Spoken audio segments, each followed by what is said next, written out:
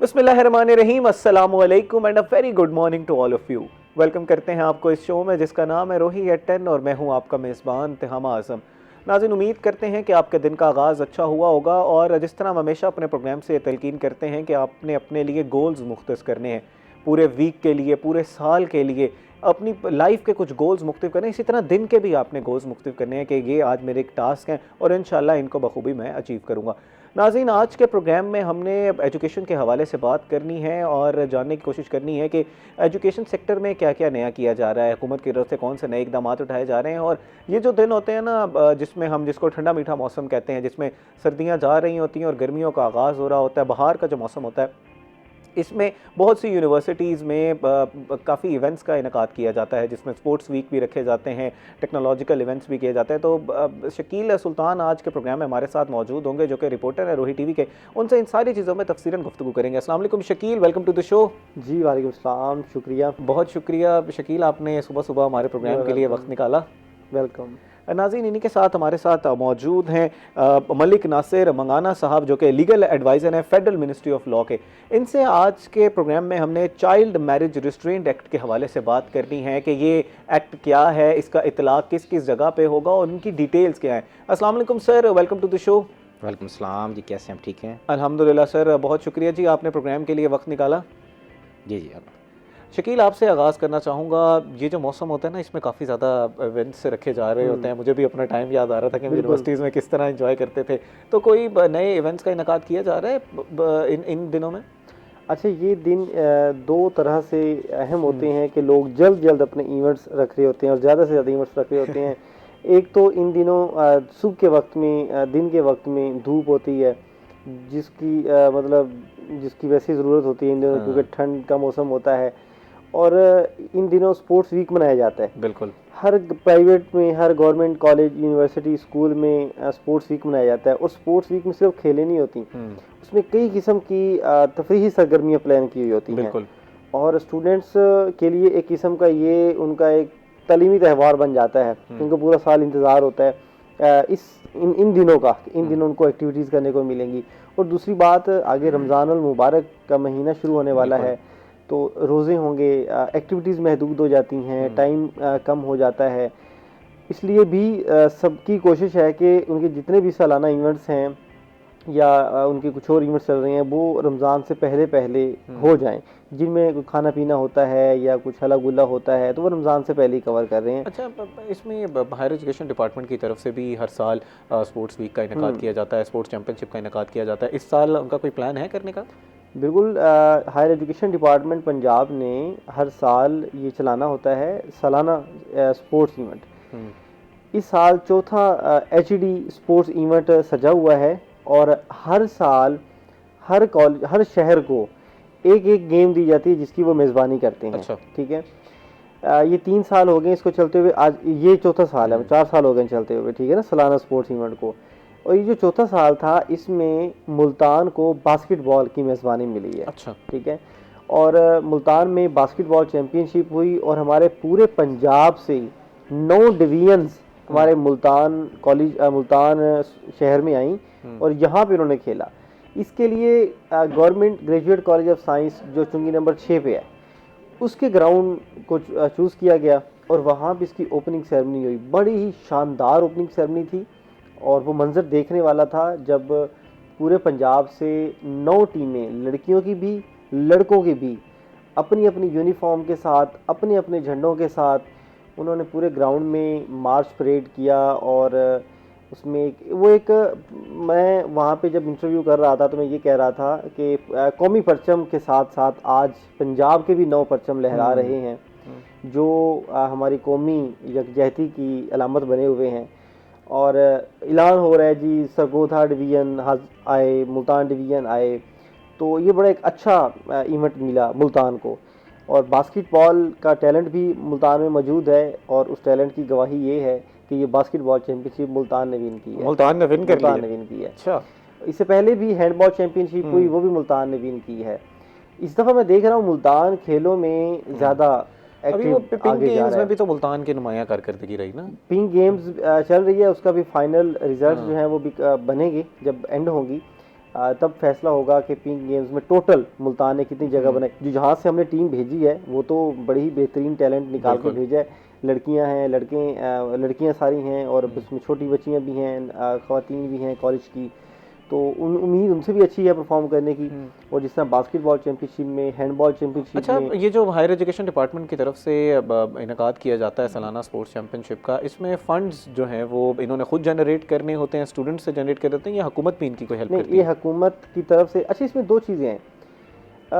उन्होंने ना 9 डिवीजन्स की टीम्स को भेजा। ठीक। वो जो टीम जिस कॉलेज से आ रही है ना, वो उन्होंने मैनेज करना है अपना। अच्छा। और फिर एक तो वो आ रहे हैं, फिर उन्होंने जहाँ जाना है, जब वो यहाँ आ जाएंगे फिर वो मुल्तान की जिम्मेदारी है। मुल्तान में इस बारे मैंने डीपीआई डॉक्टर फरीद शीर से पूछा कि सर इतनी तादाद है बच्चियों की, इनको कहाँ ठहराया गया है? और बड़ी जिम्मेदारी होती है जब दूसरे शहरों से नौजवान बच्चियाँ आए होते हैं, आपने उनको रिहाइश का भी इंतज़ाम देना है, खाने पीने का इंतज़ाम भी देना है, उनको ट्रांसपोर्ट भी देनी है, उनको सिक्योरिटी भी देनी है आपने। तो मुख्तलिफ हमारे गवर्नमेंट कॉलेजेस में इनकी रिहाइश का बंदोबस्त किया गया है और मयारी खाना फराहम किया गया, और कॉलेजेस की ट्रांसपोर्ट है जिस पे वो आए हुए थे। ठीक है। जिसमें कुछ बसेस उन्होंने प्राइवेट शामिल की थी, कोई दूसरी, तो वो सफ़र ज़्यादा नहीं है कॉलेजेस का। Opening ceremony government graduate college of science में हुई थी, जबकि जो बास्केटबॉल का जो खेल होता है वो मुल्तान बोर्ड के स्पोर्ट्स ग्राउंड में हुआ था। वहाँ मैच होते रहे। क्लोजिंग और opening ceremony government graduate college में हुई, और यहाँ पे जो गवर्नमेंट ग्रेजुएट कॉलेज में ओपनिंग सेरेमनी या क्लोजिंग सेरेमनी हुई, इसकी जो अखराजात हैं वो कॉलेज का प्रिंसिपल उठा रहा है, मतलब वो कॉलेज खुद उठा रहा है। और फिर जो रिहाइश है वो कॉलेज उठा रहा है जिसके पास गए हुए हैं। सही। अब ये भी तो सारी हुकूमत की ही है ना, लेकिन प्रॉपर एक जिस तरह मुकम्मल फंड किया जाता है किसी एक इवेंट को, सारा खर्चा दिया जाता है, वो नहीं होता। इसमें कलेक्टिव एफर्ट होती है। ठीक। मेहमान और मेजबान दोनों कॉलेज। यूनिवर्सिटीज़ में भी स्पोर्ट्स वीक मनाया जा रहा है, उसकी तफसीलात पे भी आते हैं हम लोग, उस पर तफसील से बात करते हैं। मलिक नासिर मंगाना साहब, आपसे हम लोग ज़रा बात कर लेते हैं। ये जो चाइल्ड मैरिज रिस्ट्रेंट एक्ट है, क्या एक्ट है सर, ये इसकी क्या डिटेल्स हैं, और क्या ये पूरे पंजाब पे इसका ये नाफिज होगा? नहीं सर, इसमें थोड़ी सी मैं समझता हूँ कि रोशनी डालनी चाहिए, इसमें अवेयरनेस की ज़रूरत है कि कोई भी कानून पहले से मौजूद तो होता है। जो अभी ये जो 25 में ये कानून आया है, लॉ प्रिवेल हुआ है, तो उसमें ये आईसीटी की हद तक जो है, जो हमारे इस्लामाबाद कैपिटल टेरिटरी, उसकी लिमिटेशन जो जुरिस्डिक्शन है वहाँ तक है। तो बेसिकली ये जो कानून है ये बेहतर है, ये मज़ीद मैं समझता हूँ कि बेहतरी की तरफ जो है ना आवाम को गामजन करेगा। इसमें सिर्फ जो चीदा बातें हैं मैं वो बताना चाहता हूँ जी, कि इसमें एक तो ये कहा गया है कि जो मैरिज एज है वो 18 ईयर्स है। अच्छा, उससे पहले क्या थी सर, अगर अभी 18 रखी गई है? एक्चुअली अगर उसमें अगर आप शरह देखें तो वो एज ऑफ पबर्टी जो है वो डिफरेंट होती है, और मतलब वो पहले भी कवानीन चल तो रहे थे, लेकिन जाहिर बात है कि किसी भी की लड़की जो बलूगत की उसकी एज है, वो उसकी फ़िज़ीक और जो मुख्तलिफ़ चीज़ें हैं उससे वो पता चलता है कि वो बच्ची अभी बालिग हो चुकी है। तो बहरहाल मैं सिर्फ कानून की हद तक बात करूँगा कि उसमें उन्होंने 18 ईयर्स कहा गया। और ये जो अब इसका एक जो पार्ट है वो भी मैं आपको ब्रीफ कर दूँ कि जो रजिस्ट्रार होगा who will resistor this marriage, सबसे पहले वो जो है अपना वो देखेगा CNIC के थ्रू कि क्या जो एज है कैंडिडेट्स की वो 18 ईयर्स से अबव है। अगर तो वो इसकी वेरिफिकेशन नहीं करता और कोई भी ऐसी शादी का अंदराज कर देता है, तो इस सूरत में उसको इम्प्रिजनमेंट भी होगी और फाइन भी होगा। कितने साल की इम्प्रिजनमेंट है? उसमें उसको 1 साल की सज़ा होगी और जुर्माना होगा। ठीक। और इसमें एक और दूसरा पॉइंट ये है कि अगर जो पार्टनर्स हैं, फॉर एग्ज़ाम्पल जो पार्शल पार्टनर है उसमें से, फॉर एग्ज़ाम्पल अगर मेल है उसकी 19 ईयर्स है, अच्छा, और जो फीमेल है उसकी बिलो दैन 18 ईयर्स है, तो मेल पे भी जो है उसको भी इम्प्रिजनमेंट होगी। अच्छा। जो कि 3 ईयर्स तक हो सकती है प्लस फ़ाइन। और प्लस इसमें 2 चीज़ें और इंट्रोड्यूस करवाई गई हैं, चूँकि टाइम शॉर्ट है मैं थोड़ा सा ताकि ज़्यादा से ज़्यादा चीज़ें जो आसान अल्फाज में अवाम तक भी पहुँच जाएँ, क्योंकि अक्सर लोग तो ये कहते हैं जी कि अभी दूसरी शादी नहीं करनी, तो शरअ तो खैर इस चीज़ की इजाज़त देती है। तो हम सिर्फ जो है ना हमारा जो अर्ली मैरिज रिस्ट्रेंट एक्ट है मैं उसकी हद तक बार बार बताने की कोशिश कर रहा हूँ, क्योंकि सर आप इत्मीनान से एक्सप्लेन करें, टाइम आज अल्हम्दुलिल्लाह हमारे पास बहुत है। अच्छा, हाँ। तो उसमें यह है कि जो फॉर एग्ज़ाम्पल 2 और चीज़ें इसमें, एक चाइल्ड ट्रैफिकिंग और चाइल्ड अब्यूज़ का भी इसमें तस्करा किया गया है। फॉर एग्ज़ाम्पल के एक बच्ची है जिसकी एज बिलो दैन 18 ईयर्स है, आप उसको इस्लामाबाद की हदूद से कहीं और ले जाकर उसे निकाह करते हैं तो इट्स मीन उस पे चाइल्ड ट्रैफिकिंग का जो लॉ है वो इम्प्लीमेंट होगा और उसकी जो सज़ा है वो भी 3 साल से लेकर 7 साल तक की हो सकती है।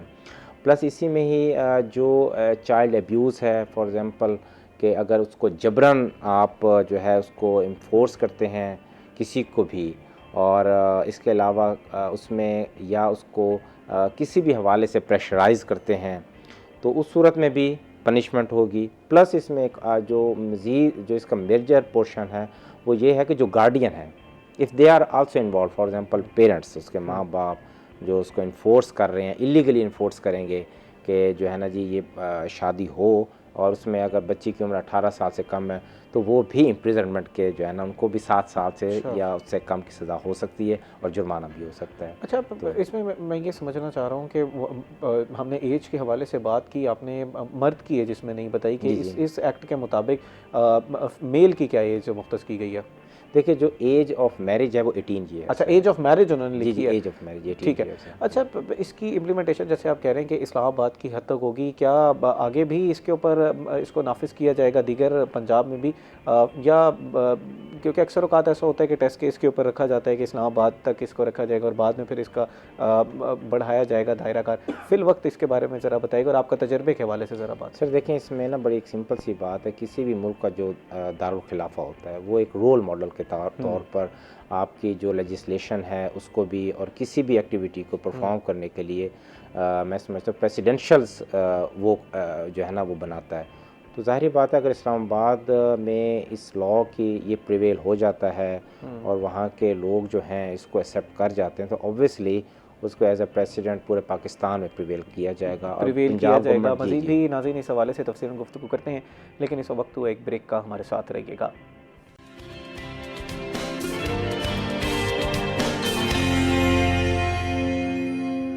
वेलकम बैक नाज़रीन। ब्रेक से पहले हम चाइल्ड मैरिज रिस्ट्रेंट एक्ट के हवाले से बात कर रहे थे, मज़ीद भी उस हवाले से गुफ्तगू करते हैं, लेकिन इस वक्त हमारे साथ शकील सुल्तान जो हैं वो मौजूद हैं जिनसे हम स्पोर्ट्स के हवाले से बात कर रहे थे। शकील, जैसे आपने बताया कि हायर एजुकेशन डिपार्टमेंट की तरफ से भी स्पोर्ट्स चैम्पियनशिप का इनेकाद किया गया है, यूनिवर्सिटीज़ में भी जो है उसमें भी इन्हीं दिनों में स्पोर्ट्स का इनेकाद किया जाता है। मुल्तान में भी किया गया यूनिवर्सिटीज़ में इन दिनों स्पोर्ट्स वीक मनाया जाता है और जिसमें मैंने पहले कहा कि स्पोर्ट्स वीक में खेलों के मुकाबलों के साथ साथ तफरीही सरगर्मी होती है और तफरीही सरगर्मी में जो सबसे अच्छी एक्टिविटी मुझे लगती है और मैं समझता हूँ कि किसी भी जाने वाले को अच्छी लगेगी वो होती है कल्चरल डे, जिस दिन स्टूडेंट्स ने अपने मुख्तलिफ कल्चर्स को रिप्रेजेंट करना होता है। एक ही ग्राउंड हमारे मुल्क के तमाम कल्चर्स का अक्स बना होता है।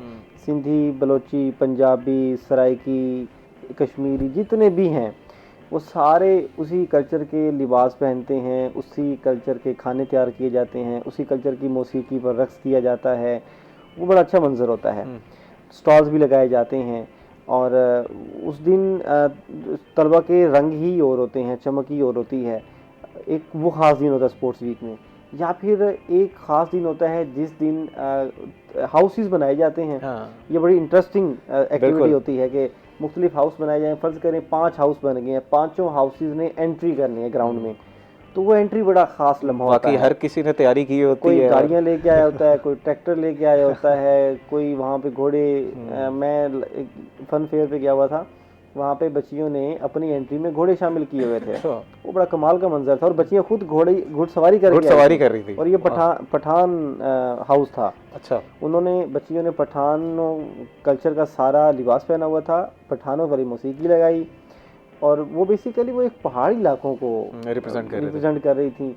उन्होंने उनकी घोड़े पे एंट्री हुई, पंजाबियों ने सिंधियों ने ट्रक पे एंट्री की, पंजाबियों ने ट्रैक्टर पे एंट्री की। तो ये एंट्रीज बड़ी कमाल की थी। अब जो यूनिवर्सिटी, ये कॉलेज की हैं, यूनिवर्सिटीज़ में बच्चे जो हैं वो ज़्यादातर एंट्रीज करते हैं गाड़ियों पे। कोई जीप अपने लेके आता है, कोई मॉडिफाइड गाड़ियाँ उसमें शामिल करता है, तो उसमें फिर साथ में नाच गाना हो रहा होता है। वो एक बड़ा अच्छा मंजर होता है। तो स्टूडेंट्स को बड़ा इंतज़ार होता है इस चीज़ का। फिर होते हैं खेलों के मुकाबले। अब खेलों के मुकाबलों में मुख्तलिफ स्पोर्ट्स डिपार्टमेंट्स को दी जाती हैं। उसमें ज़्यादातर जो आपने भी तहमा देखा होगा, क्रिकेट को प्रेफर किया जाता है। अच्छा, ये क्रिकेट एक ऐसी खेल है जिसको देखने के लिए लड़कियां भी रुक जाती हैं ग्राउंड में। ठीक है, वो अपनी टीम को सपोर्ट किया जा रहा होता है। तो स्पोर्ट्स वीक बड़ा एक मज़े की एक्टिविटी चल रही होती है, और स्पोर्ट्स वीक में साथ साथ में नाइट एक्टिविटीज़ भी हो रही होती हैं, जिसमें कोई एनुअल डिनर अरेंज कर रहा है, कोई बोन फायर अरेंज कर रहा है, किसी ने अपने डिपार्टमेंट की कोई वेलकम फेयरवेल पार्टी रखी हुई है। तो इस तरह के इवेंट्स भी हो रहे होते हैं। अच्छा, इन दिनों अगर आप यूनिवर्सिटी में रात को भी जाएँ ना, तो आपको हर किसी दूसरे तीसरे डिपार्टमेंट में चमकता हुआ नजर आएगा। मैं कल BZU में था, रौनकों से भरी भी होती है यूनिवर्सिटी, तो शाम के वक्त भी BZU में बड़े डिपार्टमेंट्स में रौनक लगी हुई थी। मतलब यूनिवर्सिटी एक अलग ही दुनिया है, ठीक है। उसमें किसी ना किसी टाइम कोई ना कोई एक्टिविटी चल रही है। और स्पोर्ट्स वीक की आपने बात की, ये तो ऐसा समझ लें कि साल का एक ऐसा हफ्ता होता है जिसके लिए हम भी इंतज़ार करते थे, और अब भी बच्चे भी। अच्छा शकील, आपको वो दिन याद होंगे जब हम अपनी क्लासेस को सजा रहे थे रातों को 1-1 बजे तक? यूनिवर्सिटी जो डिपार्टमेंट था उसको सजाया जा रहा था। ये डिपार्टमेंट के साथ एक अलग ही रिश्ता होता है, डिपार्टमेंट को सजाना, ठीक है। हमने 14 अगस्त पे घर को तो सजाना छोड़ दिया हुआ है लेकिन स्पोर्ट्स वीक में हम डिपार्टमेंट को सजाते हैं। तो कल मैं एक अपने डिपार्टमेंट में थे, तो कल डिपार्टमेंट में लाइट्स लगी हों, झंडियाँ लगी हों, और अच्छा ये चीज़ें ज़्यादातर लड़कियाँ ज़्यादा अच्छे से सजा लेती हैं, ठीक है, और बड़ा खूबसूरत सजाया हुआ था। और ये किस्म की एक तो डिपार्टमेंट से भी मोहब्बत होती है, और दूसरा आप अपने लिए कीमत सजा रहे होते हैं, अपनी तफरीह के लिए इंतजाम कर रहे होते हैं। एक्टिविटी होती है, आप पढ़ के आपने अपने लिए रिक्रिएशनल के भी टाइम निकालना होता है, तो उसमें वो एक्टिविटी होती है। जनाब, आपसे भी मैं जानना चाहूँगा, आप अपनी स्टूडेंट लाइफ पर ज़रा रोशनी डालिएगा। आपका स्पोर्ट्स से कोई था रुझान था स्पोर्ट्स की तरफ? जी बिल्कुल, हमारे जो कॉलेज लाइफ थी, लॉ कॉलेज से किया सर आपने? जी मैंने लॉ कॉलेज से। चले फिर, अब तो सारे आज BZU वाले बैठे हुए जी, तो बस वो एक अच्छा टेन्योर था। तो बस अल्हम्दुलिल्लाह, यानी वो लाइफ जो कॉलेज लाइफ होती है उसको आप बड़ा इंजॉय करते हैं, और उस वक्त आप पे रिस्पॉन्सिबिलिटीज़ ज़्यादा नहीं होती, और जो मेजर थिंग है, आप आज़ाद होते हैं। और अब जो आप ये सोच रहे थे इस वक्त आप हीरो ही हैं उस सोसाइटी के जो मेन ऑर्गन आपके अंदर होता है, लेकिन जब आप जो है प्रैक्टिकल लाइफ में प्रिवेल कर जाते हैं तो फिर आपको बहुत सारे मैं अब जाता हूँ ना यूनिवर्सिटीज़ में जाता हूँ, आप बिलीव करें मैं ये चीज़ सोचता हूँ। मतलब कल मैं डिपार्टमेंट में बैठा था, लड़के तस्वीरें बना रहे हैं लड़कियों की, लड़कियां गपशप कर रही हैं, अपनी ड्रेसेस एक दूसरे को दिखा रही हैं, और लड़के डांस कर रहे हैं। मैं सोचा था ठीक आज से 3 से 4 साल पहले मैं ज़ीरो टेंशन के साथ ऐसे इंजॉय कर रहा था और इस वक्त मैं यहाँ बैठा हूँ और मेरे माइंड में चल रहा है कल कहाँ जाना है, कहाँ से क्या खबर निकालनी है, घर वालों का ये काम था, ऑफिस का ये प्रेशर है। तो मैं स्टूडेंट्स को देखता हूँ और दिल में सोचता हूँ कि बच्चा कर लो, साल है 2 है, उसके बाद जब प्रैक्टिकल लाइफ में हो गया, खैर वो हर लाइफ के अपना एंजॉय है। अब वो बच्चे जो थे ना जिन्होंने हमें देखा, अब वो मैं वहाँ एज अ गेस्ट था, तो बच्चे जब मुझे देख रहे थे तो उनको लग रहा था कि ये मजे कर रहे हैं, लाइफ अच्छी है, ये मजे कर रहे हैं। तो हमसे पूछ रहे हैं, अच्छा शकील भाई आप फिर क्या जॉब करते हैं, फिर क्या लेते हैं, फिर कैसे वर्क करते हैं। उनको लग रहा है कि हम मजे में हैं। तो हर लाइफ का अपना मजा है, अपनी जिम्मेदारी है और अपनी परेशानियां हैं, ठीक है, हर मकाम। अच्छा जनाब, स्पोर्ट्स के हवाले से मैं आपसे बात कर रहा था, आप ज़ाती तौर पर कौन सा स्पोर्ट्स खेलते थे, एक्टिवली पार्टिसिपेट करते थे, या वो जिस तरह हम लोग सजाने में और इन टीम्स में होते थे हम लोग? तो नहीं, हमारे मतलब ये अगर FSC मैंने की थी कैडेट कॉलेज कोहाट से, गैरिजन कैडेट कॉलेज कोहाट से, तो हम लोग अपने जो है ना, जो हमारे हाउसेज होते थे हॉस्टल लाइफ में, फिर हम अपने हाउसेस को डेकोरेट करते थे, फिर हमारा स्पोर्ट्स गाला होता था। खैर उसमें जैसे आर्मी की मतलब डिसिप्लिन के तहत हम लोग चीज़ें करते थे। तो कौन सा सर आपका, सर सैयद हाउस था, कौन सा था? मेरा था अयूबी हाउस था। तो वो मैं ये कह रहा हूँ कि जब इन्होंने बात की ना, तो मैं उसी टाइम मैं भी अपने कॉलेज डेज और यूनिवर्सिटी डेज जो है ना गोल्डन पीरियड था। तो हमारी आम यूनिवर्सिटीज़ या आम कॉलेज और आर्मी का कॉलेज, जी दोनों के इवेंट्स कराने में क्या मतलब फ़र्क आपने देखिए? सबसे पहली चीज़ ये है कि अभी जो आर्मी के कॉलेजेस होते हैं वहाँ वो वेल डिसिप्लिन्ड होते हैं। अच्छा। यानी वहाँ हमारी जो रूटीन होती थी वो ये होती थी कि सुबह हमने सबसे पहले विसल पे ही लाइफ है, हमने विसल होती है और सुबह आपने जो है ना फजर की नमाज बाजमात अदा करनी, विसल से शुरू होती थी वहाँ। जी विसल से। उसके बाद ये हम अजान होती है, हम फजर की नमाज़ पढ़ते हैं, उसके बाद फिर जो है ना हम आते हैं, उसके या हमारी ड्रिल होती थी या मतलब हमारा जो है ना मतलब वो स्पोर्ट्स अपना जो वॉक्स कह लें या जो हल्की फुल्की मतलब एक्सरसाइज, उसके बाद जी अगर तो उसके बाद फिर जो है ना हमारा मतलब नाश्ता होता था। उसके बाद फिर हमने अपना हॉस्टल में जाना, तैयारी करनी, फिर हमने अभी तो हम एकेडमिक हॉल चले जाना, फिर हमने वहाँ से 10 बजे वापस आना, तो हमारी शॉर्ट टी ब्रेक होनी, फिर हमने दोबारा एकेडमिक हॉल जाना, फिर वहाँ पे 2 बजे वापस आना, एग्जैक्ट हमने कपड़े चेंज करने, फिर नमाज़ पढ़नी, फिर लंच करना, और फिर 2 घंटे की हमारी जो है ना वो होती थी विसल पे। फिर इधर तो घर से आओ तो गैस ही नहीं होती, चाय नहीं तैयार होती। हाँ, ये सब ये चीज़ें बड़ी वो जो है ना, बल्कि मैं बताऊँ कि अच्छा इस चीज़ ने ना मेरी लाइफ में काफ़ी जो है ना डिसिप्लिन ले आती है, डिसिप्लिन ले आती है। और मैं समझता हूँ कि मेरी जितनी भी लाइफ है और वो हॉस्टल में गुजरी है। एक तो ये आपके प्रोग्राम की वसातत से मैं ये बताऊँ कि जो लोग हॉस्टल्स में पढ़ते हैं और बचपन से घर से बाहर होते हैं, वो लोग लाइफ को ज़रा मेच्योर तरीके से देख रहे होते हैं। मैं खुद हॉस्टलाइज हूँ, मैं 10th क्लास के बाद अब तक हॉस्टलाइज बस फिर जो है ना आप हर काम खुद कर रहे होते हैं, आपको पता है कि आपने क्या करना है। इवन के शोबे वकालत में अगर मैं समझता हूँ इस वक्त मैं काफ़ी गवर्नमेंट डिपार्टमेंट्स के साथ काम कर रहा हूँ, तो मैंने इसमें भी अपनी जो है ना पंक्चुअलिटी और उसको रखा हुआ है। यानी कि अगर जो काम मैंने अभी मुझे कॉल आई तो इस प्रोग्राम के लिए भी, तो मैं थोड़ा सा मैंने कहा जी हलचल मच गई थी मेरे जहन में, लेकिन फिर भी मैंने कहा जी कि चलें हम आते ज़रूर हैं, लेकिन सर टाइम जो है ना वो आपको मतलब बिल्कुल पिन पॉइंट की तरह मैनेज करना पड़ता है। हाँ, आज़ाद नहीं है। सुनहरी दौर थे वो, और अभी जो लोग उसको एंजॉय कर रहे हैं बेहतरीन तरीके से एंजॉय करें, दे आर लकी। और फिर अब इस लाइफ का भी है, मेरे बच्चे जब तंग करते हैं तो मैं उनको कहता हूँ लग रहा है आपकी जल्दी शादी हो जाए। मैंने कहा बस कर। जनाब चाइल्ड मैरिज रिस्ट्रेंट एक्ट जो है उस पर आते हैं, आपने जिम्मेदारी डाली जो रजिस्ट्रार है जो मैरिज को जो रजिस्टर कराने का हाँ जो है जी जी उसके ऊपर कितनी जिम्मेदारी है, उसने किस तरह इसके स्क्रूटनी करनी है। यहाँ पर तो जाली CNIC भी बनवा लिए जाते हैं और इस तरह के मसाइल भी बहुत ज़्यादा। लेकिन अब जो ज़ाहिर बात है कि अगर ये एक्ट अब इनेक्ट हो ही गया तो उसमें जो रजिस्ट्रार है उसको ज़ाहिर बात है फैसिलिटीज़ दी जाएगी कि वो नादरा के साथ इंटरेक्ट करेगा। ऑब्वियसली वो CNIC तो देखेगा, ऐसे पता चल ही जाता है कि ये जाली है या असली है। तो और दूसरा अब जो है ना ऐप्स भी हैं, ऐप्स के थ्रू भी जो है ना वेरिफिकेशन हो जाती है कि ये जो CNIC है ये रजिस्टर्ड है कि नहीं है। सही। उसके थ्रू ये लाइबिलिटी रजिस्ट्रार की है। अगर वो सही तरीके से अपनी ड्यूटी परफॉर्म नहीं करता और ओमिशन करेगा, उस सूरत में वो जो है ना उसकी सज़ा का जो है ना वो हकदार। ठीक है। अच्छा इसमें आप क्या देखते हैं ज़ाती तौर पर कि अक्सर औक़ात हमारे यहाँ कानून बन जाते हैं, उस पर बड़ी मेहनत की जाती है, लेजिस्लेशन जो असम्बली है उस पर बड़ी डिबेट भी होती है, लेकिन उसके बाद इम्प्लीमेंटेशन का फुकदान नज़र आता है। इस कानून के हवाले से बताइएगा कि इम्प्लीमेंटेशन आपको लगता है ज़ाती तजर्बे के हवाले से कि की जाएगी और बड़ी सख्ती से की जाएगी? सर देखिए इम्प्लीमेंटेशन हो रही है, की नहीं जाएगी, हो रही है। और उस पर ज़ाहिर बात है जैसे पिछले दिनों में कानून पास हुआ था इस्लामाबाद में कि जी बगैर हेलमेट के आप मोटरसाइकिल नहीं चलाएंगे या विदाउट लाइसेंस आप गाड़ी नहीं ड्राइव करेंगे, तो FIRs लॉन्च हुई हैं। और देखें एक लॉ जब बन जाता है तो उसको इम्प्लीमेंटेशन होती है, उस पर जब थोड़ी सी उस पर इम्प्लीमेंटेशन होती है, प्रैक्टिकल एग्जीक्यूशन होती है, फिर आहिस्ता आहिस्ता हमारी जो आवाम है ना बेसिकली वो भी थोड़ी सी जो है ना मैं समझता हूँ कि ना वो उसको भी समझाने की ज़रूरत है। तो हम बाहर की मिसालें तो बड़ी खूबसूरती से देते हैं कि हम बाहर जाएँ तो थूक ना फेंकें, ये ना करें वो ना करें, बट पाकिस्तान में आते हैं तो कहाँ गई गाड़ी और कहाँ गई क्या, अमल नहीं किया जा। नाज़रीन मज़ीद भी इस हवाले से गुफ्तगू करते हैं, लेकिन इस वक्त हुआ एक ब्रेक का, हमारे साथ रहिएगा।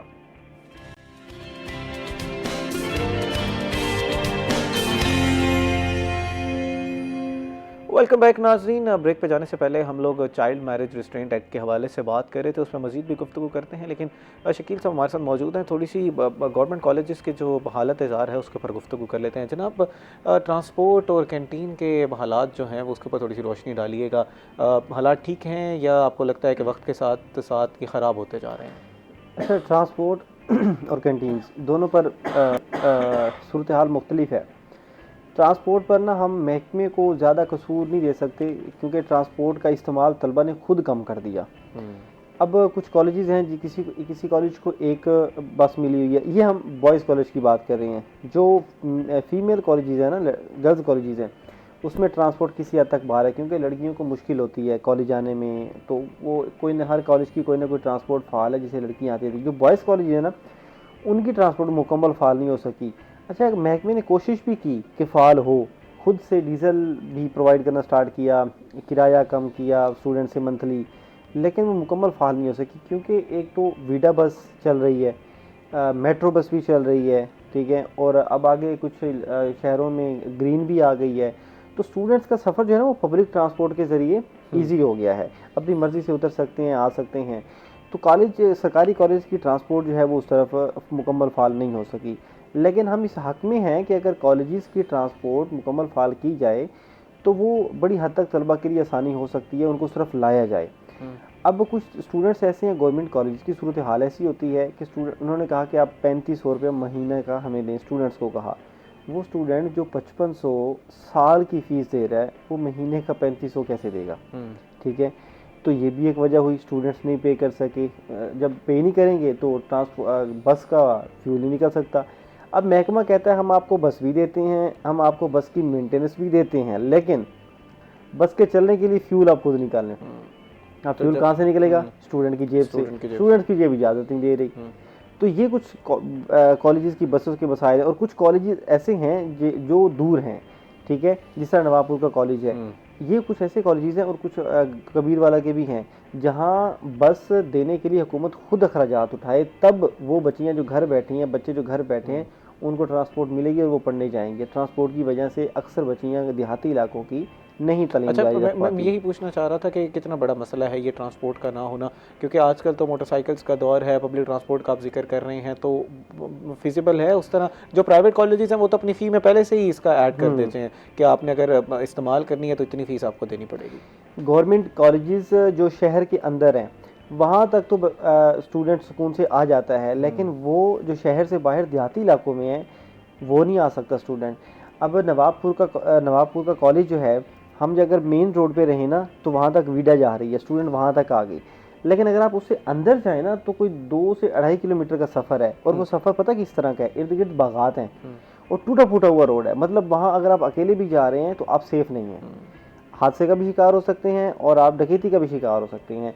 वहाँ एक बस चाहिए विद सिक्योरिटी, ठीक है। उस कॉलेज के भी कई नुकसान हो चुके हैं सिक्योरिटी ना होने की वजह से। तो ऐसे कॉलेजेस जो बैकवर्ड इलाके में हैं वहाँ हुकूमत खुद उसका खर्चा उठाए तो आसानी हो सकती है। अब उस कॉलेज में 200 के करीब बच्ची पढ़ रही है और वो भी छोड़ने को तैयार है, ठीक है। क्यों? उन्हें आने जाने में मसला है, ठीक है। अब अगर शहर के अंदर हो तो फिर ज़्यादा आसानी होती है। कबीरवाला में भी कुछ ऐसे हैं, जनूबी पंजाब के और भी ऐसे इलाके हैं, और कुछ कॉलेज ऐसे हैं उनके पास बस ही नहीं है, कुछ के पास बस है, बस चलाने का खर्चा नहीं है, ठीक है। तो इस पर अभी हुकूमत भी कोई ख़ास काम नहीं कर रही है अभी, क्योंकि हुकूमत कह रही है कि हमने सड़कों पर इतनी बसें चला दी, उनको इस्तेमाल करें तो कुछ। और कैंटीन्स की बात करें, ये एक इशू चल रहा है कि कॉलेजेस में अभी कैंटीन्स प्रॉपर नहीं हैं कैंटीन, छोटी छोटी कैंटीन जिस तरह हम छोटे स्कूलों में देखते हैं इस तरह की कैंटीन्स हैं, लेकिन प्रॉपर कैंटीन बहाल नहीं हो सकी हैं। कुछ कॉलेजेस की कैंटीन स्कैंडल का शिकार हैं, कुछ कॉलेज की स्कैंडल से मुराद क्या? ये करप्शन के मामला हो जाते हैं। आपको पता है कैंटीन लेने के लिए उनको पूरा प्रॉपर टेंडर है, उसके ठेका देना है, उसको कमीशन है कॉलेज का, उसका अपना ठेकेदार के भी मामलात हैं, और फिर हुकूमत की शराइत हैं कि खाना ऐसा नहीं ऐसा हो, ऐसा नहीं ऐसा हो, फ़लाँ चीज़ रख सकते हैं, फ़लाँ नहीं रख सकते। तो ठेकेदार के लिए भी मुश्किल है कैंटीन लेना। तो वो फिर बच्चे और बच्चियाँ जो हैं उनको वो कॉलेज के अंदर जो महदूद चीज़ें होती हैं उन्हीं पर ही गुजारा करना पड़ता है। और जो लड़के होते हैं वो तो फिर भी बाहर से कर लेते हैं, उनका आना जाना हो जाता है, वो कर। फीमेल्स के लिए मसला होता है। लेकिन कुछ फीमेल कॉलेजेस देखिए उन्होंने अपनी कैंटीन्स बड़े अच्छे से मैनेज कर रखी हैं। मेल कॉलेजेस में कैंटीन्स अभी प्रॉपर नहीं मिल रही, वो गैर फ़ाल हैं, अगर फ़ाल हैं तो बड़ी ही पुअर सिचुएशन है। अब वहाँ पे आते हैं कैंटीन पर रखे खाने की क्वालिटी पे। अब जब एक कैंटीन का जो ठेकेदार है वो जब इतना पे ही नहीं कर सकता, इतना अफोर्ड ही नहीं कर सकता, तो वो खाना तो वैसा नहीं रख सकता क्वालिटी का जिस तरह की हुकूमत की शराइत है। हुकूमत की शराइत क्या है वैसे? उनकी एक तो बोतल पर भी पाबंदी, अच्छा, कोल्ड ड्रिंक्स भी नहीं आप रख ठीक है, उस पर भी पाबंदी है। उसको कुछ जूसेस वगैरह हैं, ठीक है, फ्रेश वो रख सकते हैं। अब फ्रेश जूसेस की तरफ बच्चे नहीं जाते, ठीक है। फिर उसके साथ साथ अगर आप खाना रख रहे हैं तो उसका भी चेक एंड बैलेंस है। आपको पता है पंजाब फूड अथॉरिटी अब यूनिवर्सिटीज़ और कॉलेज के अंदर भी जाके चेकिंग कर रही है। अब एक ही जगह अगर पंजाब फूड अथॉरिटी का चक्कर लग गया तो उनको तो टीका लग जाना 25,000 का, 50,000 का। कुछ इन चीज़ों से भी डरते हैं तो वो फिर भागते हैं। अच्छा, फिर एक और चीज़ भी है, ये सरकारी कॉलेजेस में जो बच्चा पढ़ता है ना वो अफोर्ड नहीं कर सकता। आपको पता है पहले होता था चावल 50 रुपए के, 100 रुपए के मिल जाते थे।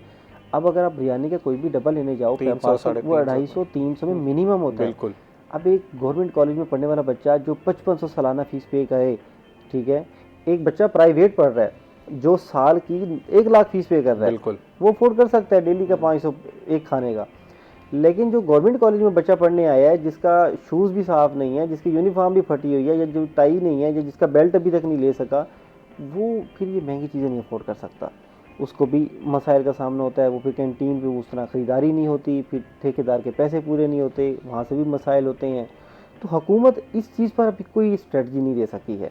अपने कॉलेजेस में अच्छी कैंटीन्स, अच्छा खाना, इस तरह के मामला पर ये हुकूमत अभी कोई अपनी वाज़ह काम नहीं कर सकी। अच्छा, गवर्नमेंट कॉलेज ऑफ टेक्नोलॉजी में टेक्नोलॉजी के डिफरेंट प्रोजेक्ट्स की नुमाइश की गई है, किस तरह के प्रोजेक्ट्स थे वहाँ पर, और क्या ये सालाना इवेंट होता है या ये पहली दफ़ा मुनक़िद किया गया? Government college of technology Multan का बड़ा ही अहम कॉलेज है, पुराना कॉलेज है, लेकिन उसकी इमारत तो सदी पुरानी कहानी बताती है।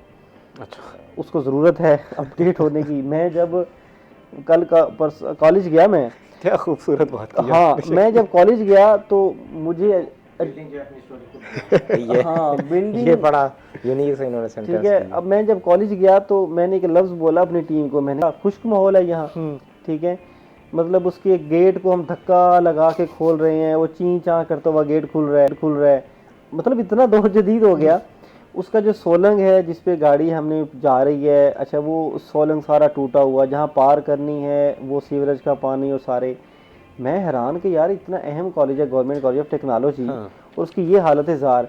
जब हम अंदर गए तो उनके प्रोजेक्ट्स लगे हुए थे। खैर प्रोजेक्ट्स स्टूडेंट्स ने बड़ी मेहनत से बनाए हुए थे, बड़े खूबसूरत प्रोजेक्ट्स बनाए हुए थे। इलेक्ट्रिकल डिपार्टमेंट के अलहदा प्रोजेक्ट्स थे, मैकेनिकल के अलहदा प्रोजेक्ट्स थे। स्टूडेंट्स ने मुख्तलिफ चीज़ें, किसी ने कोई वॉल क्लॉक पेश की हुई थी, किसी ने ये ज़रात के कुछ हालात पेश किए हुए थे, और कुछ ने लाइट्स पर काम किया हुआ था। मैं एक बात देखकर हैरान था, मैं ये देखकर हैरान हो रहा था कि ये हमारे मुल्तान के बच्चे हैं जिन्होंने इतनी इतनी बड़ी मशीनें खड़ी कर दी। ये वही खुद ही बनाई ना उन्होंने। मैंने पूछा उनसे, वो उन्होंने टीचर्स ने बताया था कि सर ये बच्चों ने सारी मशीनें मार्केट से ये पुर्जे लेके आए हैं, इन्होंने खुद ही जोड़ लगाए हैं, खुद ही सारा काम के प्रोजेक्ट। मैंने कहा यार जब हमारे पास इतने टैलेंटेड बच्चे मौजूद हैं, ये जाते कहाँ हैं? बिल्कुल ठीक है, हम तो देखते हैं कि जॉब नहीं हो रही, ये नहीं हो रहा मार्केट में सर। ठीक है, एक्सेप्टेबिलिटी का गालिबन जो मसला है, अपॉर्चुनिटीज उस तरह की शायद नहीं है। एक तो उस तरह से हमारे पास इंडस्ट्री उस मिकदार में नहीं है जितनी मिकदार में स्टूडेंट्स यहाँ से ग्रेजुएट हो रहे हैं। ठीक है, अब वो बच्चे जब मैंने देखा ना, सबको ऐनकें भी लगी हुई हैं, मैंने कहा पढ़ने वाले तो हैं, ठीक है, टाई वगैरह लगी हुई है, डिसेंट बच्चे थे सारे। अब जो बच्चा जिसके पढ़ाई में दिलचस्पी नहीं है उसने क्या प्रोजेक्ट बनाना है? तो बच्चे सारे टैलेंटेड मिले वहाँ पे। उनके प्रोजेक्ट्स पर भी हमने ब्रीफिंग ली, बड़े ज़बरदस्त किस्म के प्रोजेक्ट उन पर पूरी ब्रीफिंग दी। अच्छा, मैंने कहा हो सकता है ये टीचर्स ने बना के दे दिए हों, कहीं से चैट जीपीटी से, कहीं इंटरनेट से देख के बना ली हों। मैंने उनसे प्रॉपर ब्रीफिंग ली, स्टूडेंट्स ने बड़ी पैशन के साथ बताया कि ये आइडिया था, इस आइडिया के तहत हमने ये चीज़ें सारी बनाई हैं। किसी ने कोई वायरलेस माइक खुद बनाया हुआ था, तो बड़ा ही एक अच्छा था ये प्रोजेक्ट, और ये हर साल होता है। इससे ना दो बेनिफिट होते हैं इन्होंने, एक तो ये ओपन करते हैं सारी पब्लिक के लिए। अब इस पे ज़रा तफसील में बात करते हैं। मैं ज़रा चाइल्ड मैरिज रिस्ट्रेंट एक्ट पे बात कर लूँ जनाब से। जनाब मुझे बताइएगा कि इस वक्त किस तरह के ये जो इक़दाम जिसके हम इम्प्लीमेंटेशन के हवाले से बात कर रहे थे, आपने ज़ाती तौर पे कहा कि इसकी इम्प्लीमेंटेशन हो रही है, दीगर सूबों का ज़रा मवाजना कीजिएगा कि उधर क्या हालात हैं। पंजाब में इस वक्त क्या एज है, सिंध में क्या है, KPK में क्या है, बलूचिस्तान में चाइल्ड मैरिज जो एज है उसके हवाले से बताइएगा क्या है। देखिए सर, मैं इस बारे में एक चीज़ आपको थोड़ी सी आज क्लियर करना चाहता हूँ। वो ये है कि हमारी जो लेजिस्लेशन होती है वो पार्लियामेंट्स में होती है। ठीक, हमारा एक कैपिटल है, उसके 4 सूबे हैं जी। होना तो ये चाहिए कि जो हमारी एक कानून साजी हो वो चारों सूबों में भी मतलब उसका इतलाक़ होना चाहिए, बट अनफॉर्चुनेटली ऐसा नहीं होता। उसमें जो प्रोविंशियल असम्बलियाँ हैं वहाँ वो मसवदे जाते हैं, फिर वहाँ से उसकी मंजूरी होती है, और उसके बाद फिर वो सूबे जो हैं उनका इतलाक़ करते हैं कवानीन का। तो इस हवाले से ये जो चाइल्ड मैरिज एक्ट है 1929 में मतलब एक बना था, उसके बाद इसमें फ़र्दर अमेंडमेंट्स आती गई, और फिर इसी तरीके से सूबों में ये मुख्तलिफ़ तरीके से ये इनेक्ट है। किसी में कोई और कंडीशंस हैं, किसी में कोई और कंडीशन है। इसी तरीके से अगर आप बलूचिस्तान में देखें तो वहाँ पे लॉ एंड ऑर्डर की सिचुएशन डिफरेंट है। ज़ाहिर बात है कोई भी लॉ है उसकी जो डायरेक्ट वो प्रिवेल करता है वो प्रोपोर्शनल है वो लॉ एंड ऑर्डर के साथ। बिल्कुल। तो लॉ तो बन जाते हैं, अगर उसकी इम्प्लीमेंटेशन नहीं होगी, इन्फोर्समेंट नहीं होगी, तो फिर उसका फ़ायदा नहीं। फ़ायदा कोई नहीं। तो चारों सूबों में ये जो हमारा अर्ली मैरिज एक्ट है तो इसकी जो कवानीन है वो डिफरेंट है। स्टैचूज लॉज पंजाब में क्या, पंजाब में हम लोग जो पंजाब है वो इस वक्त फॉलो कर रहा है आईसीटी को, यानी अच्छा। जी जी, उसमें अभी जो है ना ये जो कानून आईसीटी का बना है उसको पंजाब में अभी इस पे बहस हो रही है और आई होप सो कि शायद अब वो जल्द वो अच्छा अभी असेंबली में ये पेश कर दिया जी गया? जी पेश कर दिया गया, ठीक है, और इस पे बहस होगी और फिर इसके बाद फिर बाकायदा तौर पे ये पूरे सूबे में ये नाफिज फिल वक्त की अगर हम बात करें तो क्या एज है अभी, क्योंकि पंजाब में तो नाफिज नहीं है ना ये जो देखिए उसमें पहले जो है ना हम जो हाई कोर्ट्स में प्रेजेंट होते हैं, जो मैं आपको एक प्रैक्टिकल बात करूँ, उस वक्त जो कम उम्र की खवातीन की शादी होती थी फिर वो हरासमेंट्स की रिट्स करते थे, तो उसमें तो ठीक है, इस हवाले से तफसीलन इसी पॉइंट पे गुफ्तगू करते हैं, लेकिन इस वक्त हुआ एक ब्रेक का। नाज़रीन हमारे साथ रहिएगा।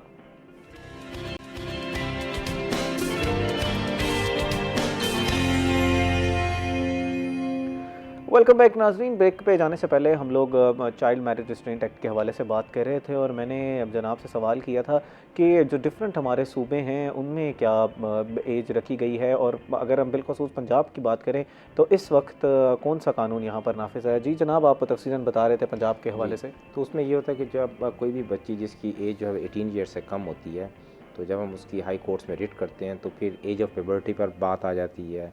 और सम टाइम ये भी देखा गया कि एक ऐसी बच्ची जिसकी फ़िज़िक यानी मतलब हर इलाके की एक अलग ही नशोनुमा होती, 13 ईयर या 13 प्लस भी है, तो वो भी अपना हक़ रखती है इंडिपेंडेंटली कि वो शादी कर सकती है। मतलब ये मैं आपको मिनिमम लेवल पे बात कर रहा हूँ। तो फिर 13, 14, 15, 16, 17, 18, तो इस हवाले से ज़ाहिर बात है बेसिकली अगर हम इसमें इस्लाम को देखें तो शरिया सिंपल सी ये कहती है कि जो उम्र बलूगत है वो जो भी वो एज वो है तो उस पर उसकी शादी की जा सकती है जब कोई भी बच्ची बालिग हो जाती है। ठीक है, अच्छा इसमें जो इस एक्ट के तहत आपने ब्रॉडली तो बताया था कि कितनी सज़ाएं रखी गई हैं और क्या क्या जुर्माने रखे गए हैं, मैं चाहूँगा ज़रा तफसील में बताइएगा कि वो गार्डियंस जो इसमें इन्वॉल्व पाए जाएंगे, पेरेंट्स जो हैं वो उनकी क्या सज़ा रखी गई है, और इसमें फिर वो मैकेनिज़्म भी ज़रा समझा दीजिएगा कि कौन सी कोर्ट्स इसको देखेंगी, हाई कोर्ट्स देखेंगी, फैमिली कोर्ट्स में ये डील किया जाएगा केसेस को। देखिए ज़ाहिर बात है कि जो भी सबसे पहले जो गार्डियंस हैं उनके लिए 2 साल और जुर्माना, और प्लस ये जो मैक्सिमम पनिशमेंट इस लॉ के तहत है वो 7 ईयर्स की है। ठीक है, और बट देखने की ये इसको आप कह सकते हैं थोड़ी स्ट्रिक्टनेस बनाने के लिए जो गार्डियंस हैं, और जो इस्लाम में भी गार्डियंस का कंसेप्ट है उसको थोड़ा सा स्ट्रॉन्ग करने के लिए कि उनकी भी एक रिस्पॉन्सिबिलिटी है, वो जब अपनी बच्ची की शादी करें तो उनको भी तमाम चीज़ों को देख लेना चाहिए और कि उसकी एज और उसके बाकी भी मामला को देख लेना चाहिए। और सेकंड ये है कि ज़ाहिर बात है कि इसका जो है ना उसी कानून के तहत उसकी क्रिमिनल प्रोसीडिंग भी शुरू होगी, उस एक्ट के तहत क्रिमिनल प्रोसीडिंग शुरू होगी, और ज़ाहिर बात है कि इसको फैमिली कोर्ट्स भी देखेंगे। अच्छा, फैमिली कोर्ट्स देखेंगे। जी, फैमिली कोर्ट्स भी देखेंगे। ठीक है, इनिशियली फैमिली कोर्ट्स में उसका होगा, फिर उसके बाद जो हमारा मैकेनिज़्म है वो ही होगा। अच्छा, इसमें ये बताइएगा कि अगर जो हमारे निकाह हुआ हैं वो जिस पर वाले साहब बात कर रहे थे कि स्क्रूटनी अब की जा सकती है ऐप से और इसमें इन्वॉल्व किया जा सकता है, अगर किसी को बाहर से की खबर मिलती है जर्नलिज्म के हवाले से, किसी जर्नलिस्ट को ये खबर मिलती है या कि कोई शख्स इसके बारे में इतला करना चाहता है, तो वो किसको इतला करेगा? वो पुलिस को, लोकल गवर्नमेंट को करेगा, पुलिस को करेगा, या वुमेन प्रोटेक्शन अथॉरिटी भी तो एक है बड़ी, उसको करेगा? देखें जो भी वैसे अगर आप ब्रॉडली देखें जो इदारे ख़वातीन के राइट्स को देख रहे हैं आप, उधर इवन के UN के कुछ इदारे हैं जो ख़वातीन के हकूक़ के तहफ़्फ़ुज़ की तर्जमानी करते हैं, तो ज़ाहिर बात है वो भी पाकिस्तान में है, तो आप किसी भी फॉरम पे जा सकते हैं, लेकिन इमीडिएटली आप लोकल गवर्नमेंट जो है, जो निकाह रजिस्ट्रार होता है वो अंडर दी लोकल गवर्नमेंट काम कर रहा होता है, तो वहाँ पर आप जाके एप्लीकेशन परसू करेंगे और उसके बाद आप ज़ाहिर बात है थाने में भी जाके इसकी जो है ना क्रिमिनल प्रोसीडिंग के लिए एप्लीकेशन दे सकते हैं। अच्छा, आवाम को हमने इस बारे में समझाना भी है, जैसे आपने बताया कि बड़ी ज़िम्मेदारी है आवाम के अंदर, और हमारी ज़रा कौम जो है वो रिलक्टेंट भी होती है अपने जो पुराने असूल चल रहे होते हैं उसको चेंज करने के हवाले से, और इम्प्लीमेंटेशन का भी हमेशा हम देख रहे होते हैं कि फुकदान रहता है। आपको क्या लगता है कि किस तरह की अवेयरनेस कैंपेन्स चलाने की ज़रूरत है, और मीडिया का किरदार भी इसमें ज़रा बताइएगा कि वो क्या है? सर देखिए, मैं ना एक बात ये करना चाहता हूँ कि हमारे सोसाइटी में ये देखना चाहिए कि जो बच्चियों की शादी का कंसेप्ट लिया कैसे जाता है, मतलब वो यूँ लिया जाता है कि जैसे ना एक पेरेंट्स हैं तो उन पे ना ये एक बहुत बड़ी जिम्मेवारी, यानी बेटे की जिम्मेवारी कम है, बेटी की ना ऐसे कोई बर्डन डाला जाता है, बोझ है। अच्छा भाई देखें, ये एक अल्लाह ताला का निज़ाम है, अगर आप इसको थोड़ा सा लाइटली लें और मैं ये कहता हूँ कि जो बच्चे हैं वो वालिदैन की प्रॉपर्टी भी ले जाते हैं, बच्चे और बच्ची में कोई फ़र्क नहीं होता। बस हमारा एक साइकोलॉजिकल इशू है कि जी बच्ची है। अच्छा, जब बच्ची बड़ी होती है फिर उसके रिश्ते के लिए ना इतने मसाइल दरपेश हो जाते हैं। वो जी ऐसा होता है कि जी अगर किसी ने वो बहरहाल वो एक बच्चे की शादी कर ली तो आप ये देखें कि उसके पहले तो 20-30 रिश्ते आएंगे, कोई रिजेक्ट होगा, कोई ये होगा, कोई वो होगा। तो उस सूरत में ज़ाहिर बात है कि ना हमारी ग्रूमिंग नहीं है, ठीक है। अगर आप उस रिश्ते को रिश्ते की हद तक ही लें और हमारी सोसाइटी इस चीज़ को ऐसे एक्सेप्ट करे कि बच्चियां और बच्चे जी दोनों बराबर हैं, इक्वल है, तो पहली तो वो साइकोलॉजिकली बोझ नहीं रहेगा उनको ना। आप जिस काम को बोझ समझ के करते हैं ना तो फिर उसमें हर्डल्स भी ज़्यादा आती हैं। उसके अलावा चूँकि हमारी जो सोसाइटी है उसमें लॉ अवेयरनेस नहीं है, एजुकेशनल अवेयरनेस नहीं है, ठीक है। और उसमें अगर आप ये देख लें कि अगर मेरे पास एक केस आया जिसमें एक खातून जो बेवा थी, उसका एक बेटा था जो जवान था। अच्छा, उस बेवा खातून ने निकाह कर लिया। उसमें ये हुआ कि उसके बेटे ने और उस खातून के भाई ने उसको जबरन तलाक लेने पर मजबूर कर दिया। अब सवाल ये पैदा होता है क्या शरिया यहाँ पर क्या कहती है, इस्लाम क्या कहता है? तो निकाह तो जायज़ है बिल्कुल। और ये एक ऐसा फेल है जो अल्लाह को पसंद है, और तलाक एक ऐसा फेल है जो अल्लाह ताला को पसंद नहीं है। तो वहाँ पर हमारी मतलब जो एक्चुअली पर्सनल ईगो है, या आप ये कह लें कि हम जो है ना वो कहते हैं मैं ना मानूँ हार वाली बात, हम इस कंसेप्ट पे आके और हम गलत फैसले ले जाते हैं जिसका हमें दुनिया में भी नुकसान होता है और आखिरत में भी नुकसान होता है। शकील, मैं आपसे बात करना चाहूँगा, हमने तफसीलन स्पोर्ट्स के हवाले से बात की, गवर्नमेंट कॉलेज के हालत ज़ार है उसके ऊपर हमने तफसीलन गुफ्तगू की। मैं चाहूँगा कि आगे आने वाले दिनों में तवक्कुआत क्या रखनी चाहिए एजुकेशन के हवाले से, ये हुकूमत किस तरह के इक़दाम उठाने जा रही है जो आपको लगता है कि अच्छे इक़दाम है अगर इस पर इम्प्लीमेंटेशन हो जाती है तो? अच्छा, हुकूमत का एक अच्छा इक़दाम ये है कि हुकूमत ने स्टूडेंट्स को एम्पावर करने की कोशिश की है, मुख्तलिफ़ फैसिलिटीज़ देकर, मुख्तलिफ़ अपॉर्चुनिटीज़ देकर। लेकिन मैं एक चीज़ पर हमेशा बात करता हूँ कि आप ग्राउंड पे स्टूडेंट्स को क्लासरूम टाइप फैसिलिटी देने में पीछे रह गए हैं हुकूमत पंजाब। हमारे कॉलेजेस का अगर आप इंफ्रास्ट्रक्चर देखें, हमारी लैब्स की, लेबॉर्ट्रीज़ की, लाइब्रेरीज़ की सिचुएशन देखें, वो बेहतर करने की ज़रूरत है। हमारा स्टूडेंट आज भी टूटे हुए गवर्नमेंट कॉलेज में टूटे हुए बेंचों पर स्टडी हासिल कर रहा है। हमारा स्टूडेंट आज भी उस रूम में बैठ के स्टडी हासिल कर रहा है जिसका चूना गिर रहा है ऊपर से, छत से, दीवारों से। थोड़ा सा कॉलेज की हालत ज़ार इस तरह से बेहतर करने की ज़रूरत है ताकि स्टूडेंट्स को लगे कि मैं एक जदीद दौर में जी रहा हूँ, ठीक है। उस चीज़ को थोड़ा सा बेहतर। दूसरा, हम एक चीज़ उन्होंने बेहतर की कि कॉलेजेस में माहाना टेस्ट सिस्टम स्टार्ट किए, PTM स्टार्ट की, उससे टीचर और स्टूडेंट्स दोनों की परफॉर्मेंस सामने आने लगी और पेरेंट्स को भी साथ आगाह किया जाने लगा। ये एक अच्छा इकदाम है। इसमें सरकारी स्कूलों की जानिब से PTM का इनकाद किया जा रहा है, हम लोग सुन रहे थे, ये हर साल किया जाता है? मैं बताता हूँ, होता था, ठीक है, PTM होती रहती थी, लेकिन उन पर चेक एंड बैलेंस नहीं था। अच्छा, अब मरियम की ने एक बात अच्छी है, मरियम नवाज की, वो जो ऑर्डर देती है ना उसका फीडबैक चाहिए उसे, उसकी रिपोर्ट चाहिए। और वो रिपोर्ट ऐसे नहीं कि मतलब आप उसे कह दिया उसे कह दिया, खुद इजलास में बैठ के रिपोर्ट लेती हैं। उन्होंने PTM के बारे में कहा कि PTM हो, इतनी रेशो स्टूडेंट्स की वालिदैन की लानी है, मुझे उतनी पिक्चर्स और वीडियोस भी चाहिए, कितने पेरेंट्स आए हैं और प्रॉपर नंबर्स चाहिए कि आपने कितने स्टूडेंट्स को इंगेज किया, कितने पेरेंट्स को इंगेज किया। लेकिन यहाँ पे एक चीज़ मुझे पेरेंट्स की तरफ से मायूस कुन लगी जी। मैंने काफ़ी कॉलेजेस में देखा, पेरेंट्स नहीं आए, पेरेंट्स बहुत कम आए अपने। मतलब आपका बच्चा 300 बच्चा पढ़ रहा है ना कॉलेज में, और उसमें से 150 बच्चे की PTM है, तो 150 में से 25 बच्चों के पेरेंट्स आ रहे हैं। ये तो बहुत ही बाकी नहीं आए। अच्छा, अब ऐसा नहीं है कि बच्चों को कहा था कि जाओ पेरेंट्स को कहो कल पेरेंट्स टीचर मीटिंग, नहीं, हर टीचर ने अपनी क्लास के एक एक बच्चे के हर वालिद को खुद बैठ के मैसेज किया, हर बच्चे के वालिद को मैसेज, हर बच्चे को वालिद को मैसेज किया। और रिस्पांसिबिलिटी पेरेंट्स को लेने की ज़रूरत है अगर वो चाहते हैं कि उनके बच्चे का मुस्तकबिल अच्छा हो। शकील सुल्तान साहब, बहुत शुक्रिया, आप प्रोग्राम पे तशरीफ़ लाए और एजुकेशन सेक्टर पे आज हमने तफसीलन गुफ्तगू की। मलिक नासिर मंगाना साहब, आपका भी बहुत शुक्रिया प्रोग्राम में तशरीफ़ लाए। और इस ये जो इम्पोर्टेंट एक एक्ट बनाया गया है, चाइल्ड मैरिज रिस्ट्रेंट एक्ट, इस पर हमने तफसीलन गुफ्तगू की। नाज़रीन, उम्मीद करते हैं कि आपको भी प्रोग्राम का पहला हिस्सा पसंद आया होगा। ब्रेक के बाद अब आपसे मुलाकात होगी एक नए टॉपिक और एक नए गेस्ट के साथ, तो हमारा इंतज़ार कीजिएगा।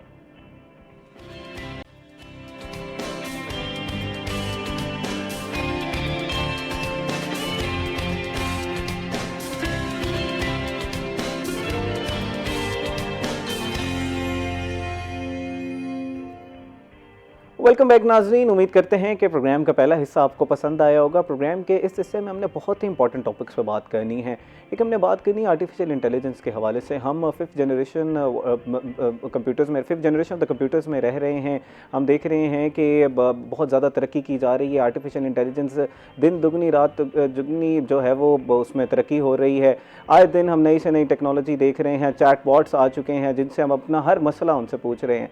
अब आगे आने वाले दिनों में हमें इस हवाले से क्या एक्सपेक्ट करना चाहिए और इस स्किल को सीखना कितना इंपॉर्टेंट है, इस हवाले से तफसीलन गुफ्तगू करने के लिए हमारे साथ मौजूद हैं हिना महजबीन साहिबा जो कि AI एक्सपर्ट हैं। अस्सलाम वालेकुम ma'am, welcome to the show. Thank you so much. वालेकुम अस्सलाम। बहुत शुक्रिया जी, आपने प्रोग्राम के लिए वक्त निकाला। Thank you.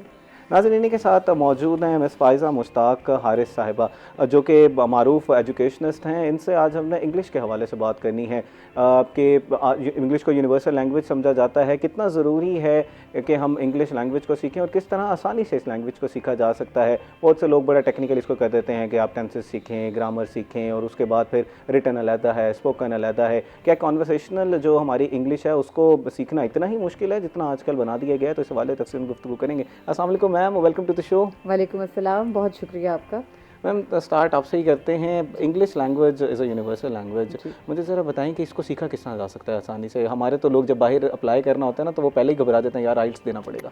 बहुत एक इंटरेस्टिंग सी एक बात होती है, हमेशा हम ये बात करते हैं कि कोई भी लैंग्वेज सीखने के लिए आपने सुना होगा, हम कहते हैं कि जी practice makes the man and the woman perfect. तो हम जब भी कोई लैंग्वेज सीखने की बात करते हैं या कोई भी स्किल सीखने की, मैं इसको स्किल कहती हूँ लैंग्वेज को, किसी भी लैंग्वेज को, तो हमेशा हम स्टूडेंट्स को भी इस बात पे इनकरेज करते हैं कि वो प्रैक्टिस करें।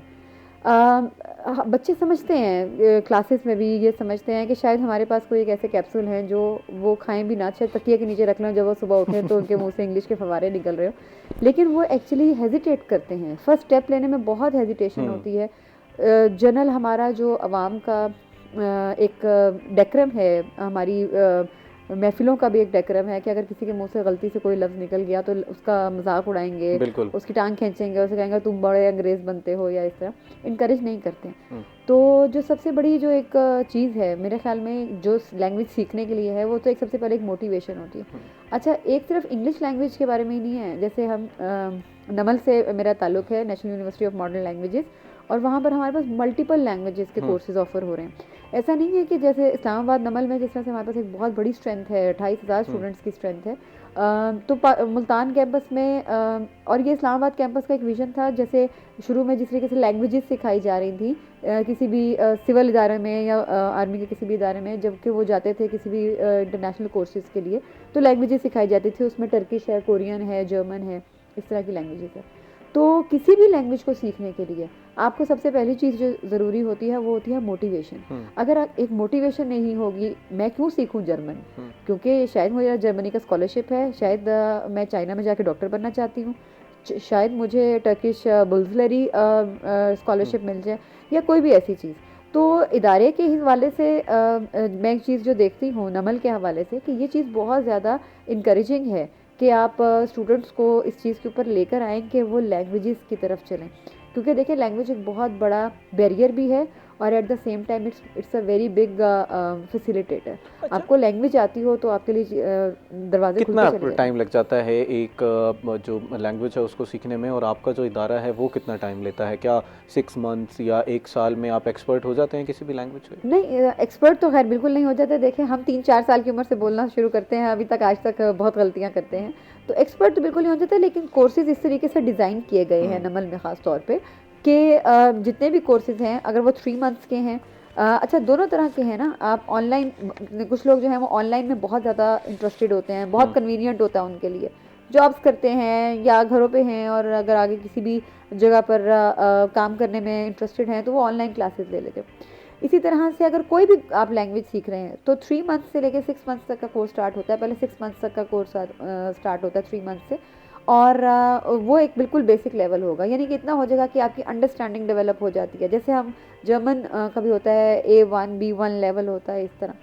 और लैंग्वेजेस में भी, और ऐसा मतलब स्पेशल क्लासरूम डिज़ाइंस किए गए हैं, स्पेशल लैंग्वेज ड्रिल्स कराई जाती हैं और प्रैक्टिसिंग बहुत ज़्यादा है। अच्छा सिर्फ ये नहीं है कि सिर्फ आपने बात कर ली, मेरे से बात कर लें, या क्योंकि मैं आपकी जर्मन की टीचर हूँ तो आप मेरे से बात कर लें, आप आपस में भी बात करें तो जर्मन में करें, और जो ड्रिल्स हों वो भी जर्मन लैंग्वेज में अच्छा, हों। इसमें अप्रोच क्या होनी चाहिए किसी स्टूडेंट की? आजकल बहुत सी ऐप्स हैं, उसके ऊपर आप कॉन्वर्सेशन कर सकते हैं जिससे आपकी लैंग्वेज सीख सकते हैं। बहुत से लोग सीजन्स डाउनलोड कर लेते हैं या सब्सक्रिप्शन ले लेते हैं प्लेटफॉर्म्स का कि मैं सबटाइटल्स को देख देख के और फिर इसको कवर करता जाऊँगा, या कुछ लोग आपके पास इदारों में आ जाते हैं और वो वहाँ पर इसको सीखते हैं। तो अप्रोच क्या होनी चाहिए एक लैंग्वेज को सीखने की? मेरे ख्याल में सबसे बड़ी चीज़ जो है ना वो मोटिवेशन है। जब तक आप मोटिवेटेड नहीं होते किसी चीज़ को सीखने के लिए, और उसकी मोटिवेशन के पीछे एक सबसे बड़ी चीज़ है मकसद। अगर मकसद नहीं होता तो इंसान के अंदर बहुत जल्दी वो पुट ऑफ हो जाता है। बिल्कुल।